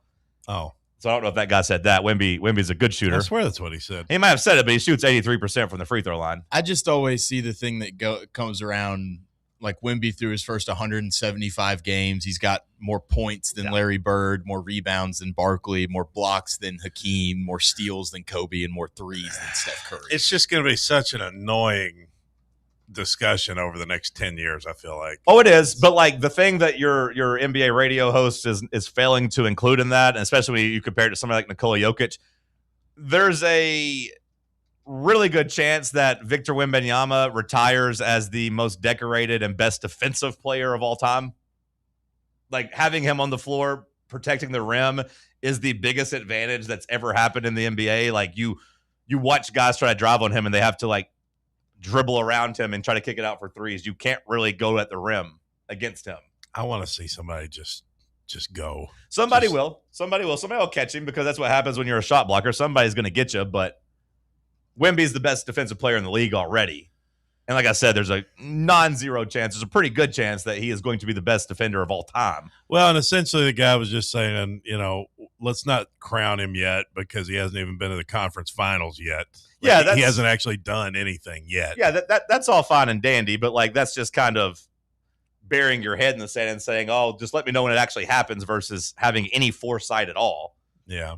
Because like Wemby's going to win a championship. He might win one this year. He's going to make the conference finals. We might be talking about that tomorrow if they win tonight. Like all of those things you said he hasn't done yet just because he's 22. Like it's coming as long as he doesn't like have a catastrophic injury. And Jokic is like a 3-time MVP, right? Sure, but like Jokic has only won one championship, and Jokic is a subpar defensive player, and you could say that Jokic has underachieved over the last 3 or 4 years. And Wemby is only doing all this because he's his God-gifted size. Sure, being sure. 7'5". Sure, you could say that about a lot of players in the NBA, but like he's also only 22 and going to only get better. I just like that he has that, like, he's got that competitive fire too. I think it'd be easy for someone just a freak of nature and his size to just kind of be like, well, I can just physically dominate everyone. I don't really care. But like, he seems to be kind of that psycho competitor that does like want to be elite.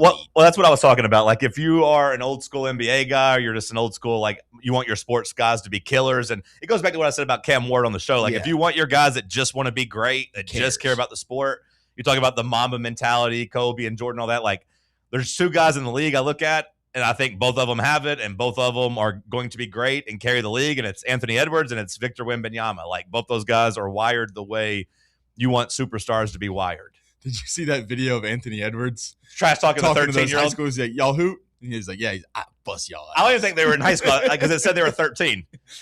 It said they were 13. The guy's like, I can already dunk. He's like, dude, I was doing everything when I was 13. I was doing all the You got the right plan for the wrong man. Yeah, that's a good quote there. The right plan, but the wrong man. Try it on somebody else, brother. But like real quick, I do think it ties in all of this, the mentality, the superstar conversation. Because when I watch, I'm still watching the W. I'm still watching the WNBA. And through 2 games,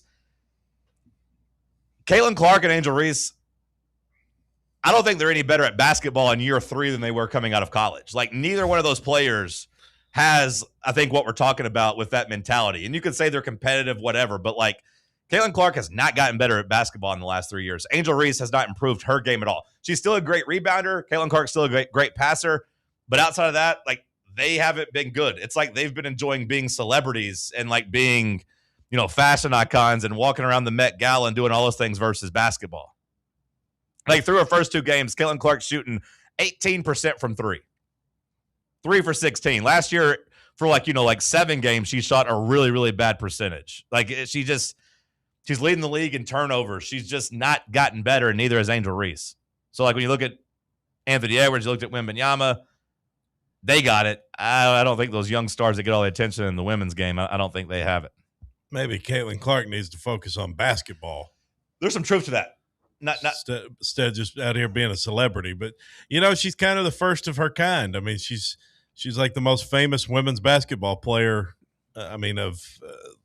ever. And no, 100%. Yeah, like she's at her most, peak. She's the most famous women's basketball player of all time. And I give them a little bit of a pass because, like, from kind the of like Elvis.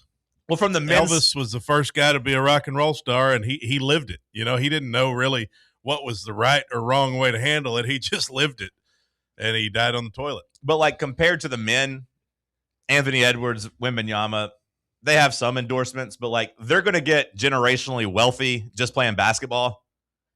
And while, like, the women's game has improved their pay, all those girls still have to do all the other stuff to really, like, be rich. So, like, maybe they don't have the time to devote to the game, that's paying them, a couple $100,000 a year versus in the NBA where you make, 30, 40, $50 million. I get it. But when I look at those 2 young players, just neither one of them's gotten any better. You could argue they've gotten worse. Sorry, Bubba. No time for cap or facts. Last call on the other side. Stick with us. Big Orange Country's home for sports. This is Fan Run Radio. Citizens National Bank. Life is more fun with a Good Life account, offering extra benefits, including bank travel. Experience the trip of a lifetime to Ireland. Explore rolling green hills, historic castles, and charming villages across the Emerald Isle. Get in on the fun. Call 865-429-7935 today. Citizens National Bank. Banking never felt so good. Member FDIC. Are you ready for the start of a new season? Maybe looking for your team to go on a tournament run? Get game day ready with Crumble. Head on over to your nearest location and pick up 12 pre-selected cookies plus exclusive toppers. When you're looking for dessert options, there's no question about who you should call on. Our listeners already know. Last year, the Dubai chocolate was a home run, along with the brownie batter. Oreo crumb was another crowd favorite. What new flavor will set the standard this season? If you're in the Knoxville area, there are 3 locations ready to serve you: Clinton Highway, Parkside Drive, and Maryville. Download the Crumble app to build your best lineup and vote on the best combos. You can even put your bid in to request a new flavor. Order in the app and slide on over to your nearest location. Tell them Fan Run sent you, and as always, it's for the fans, by the fans. Don't miss the cookies. Hi, this is Dr. Stephen Malone at Knoxville Smiles. Has it been a while since your last dental visit? If so, I'd like to invite you to come see us.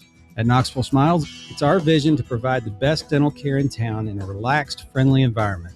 So if it's been a while and you've been putting it off, don't wait any longer. Come see us at Knoxville Smiles. You can schedule an appointment online at knoxvillesmiles.com or by phone at 865-539-1776.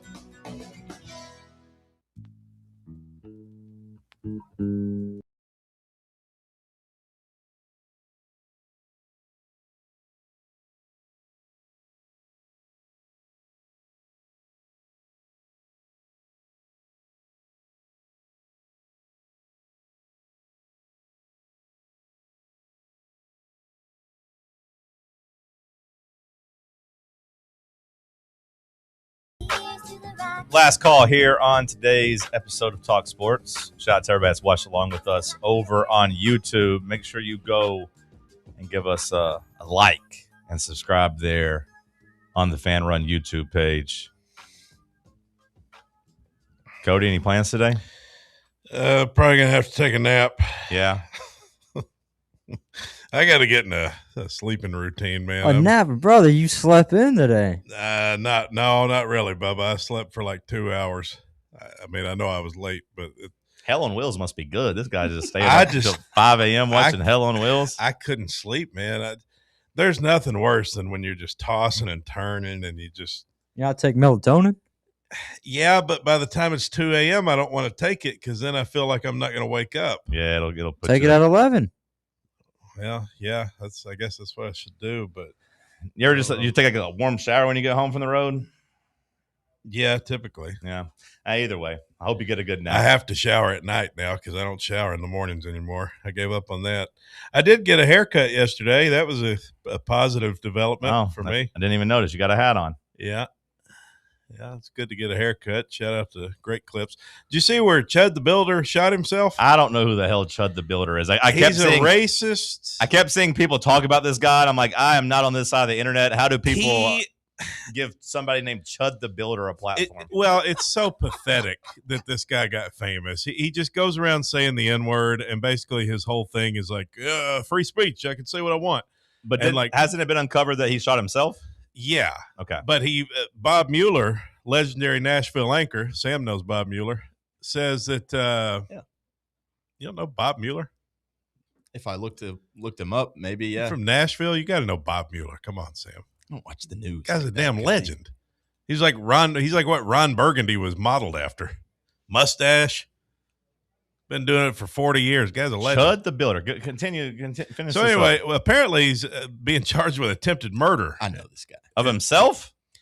No, I think of someone else, and I think what happened is he accidentally shot himself. Oh. And I don't know the exact story details of it, but why do you care about somebody named Chud the Builder? I don't care, but you're giving it the news. Like, you do care about this because you've looked into this story. Well, he's an influencer. I mean, that doesn't mean you have to be influenced by him. No, but his videos have popped up on my timeline. You made fun of iShowSpeed and Jake Paul and all those guys, but you're going to come on here with Chud the Builder? I'm saying I don't like this guy because he just goes around being racist. And that's his whole thing.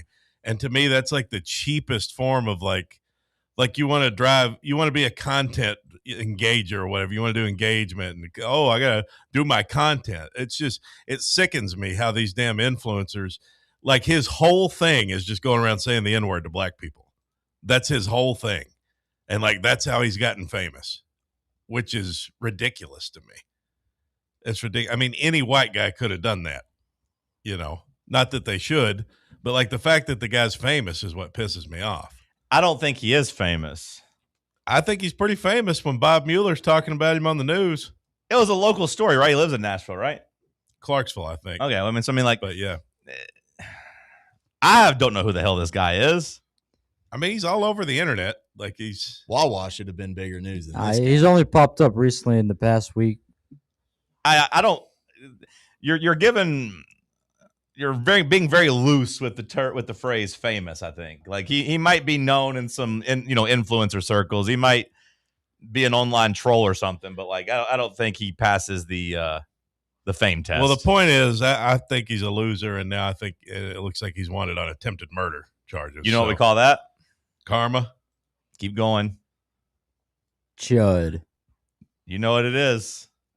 You know what happens. Instant karma. And keep going. You're close. Full circle. What'd he do? He did a thing. He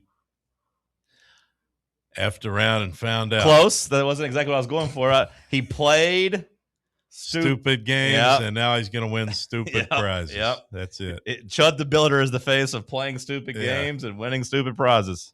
Yeah. Well, they've been talking a lot about it in my group chat. Is he on like YouTube or something? Because I can't find his I'm looking for his page. He's probably banned. That guy go live, yeah. Probably banned. He says some very problematic things, even more so than David Allen Coe. I've never heard of this guy. Jay. The face somewhat looks familiar. That maybe he's popped up on my Instagram at some point, but I refuse to give into most of the influencer circles. I don't really do that. I know a couple of them that are mainstream, but I don't ever really watch them or do that thing. I kind of refuse. Good job by you guys today. Huge game tonight for Tennessee against Oklahoma. We'll talk about it first thing in the morning. 7:30, first pitch. Live at the home of the Oklahoma City Comets. That's your Los Angeles Dodgers AAA team. It is. The Tony Basilio Show coming up next.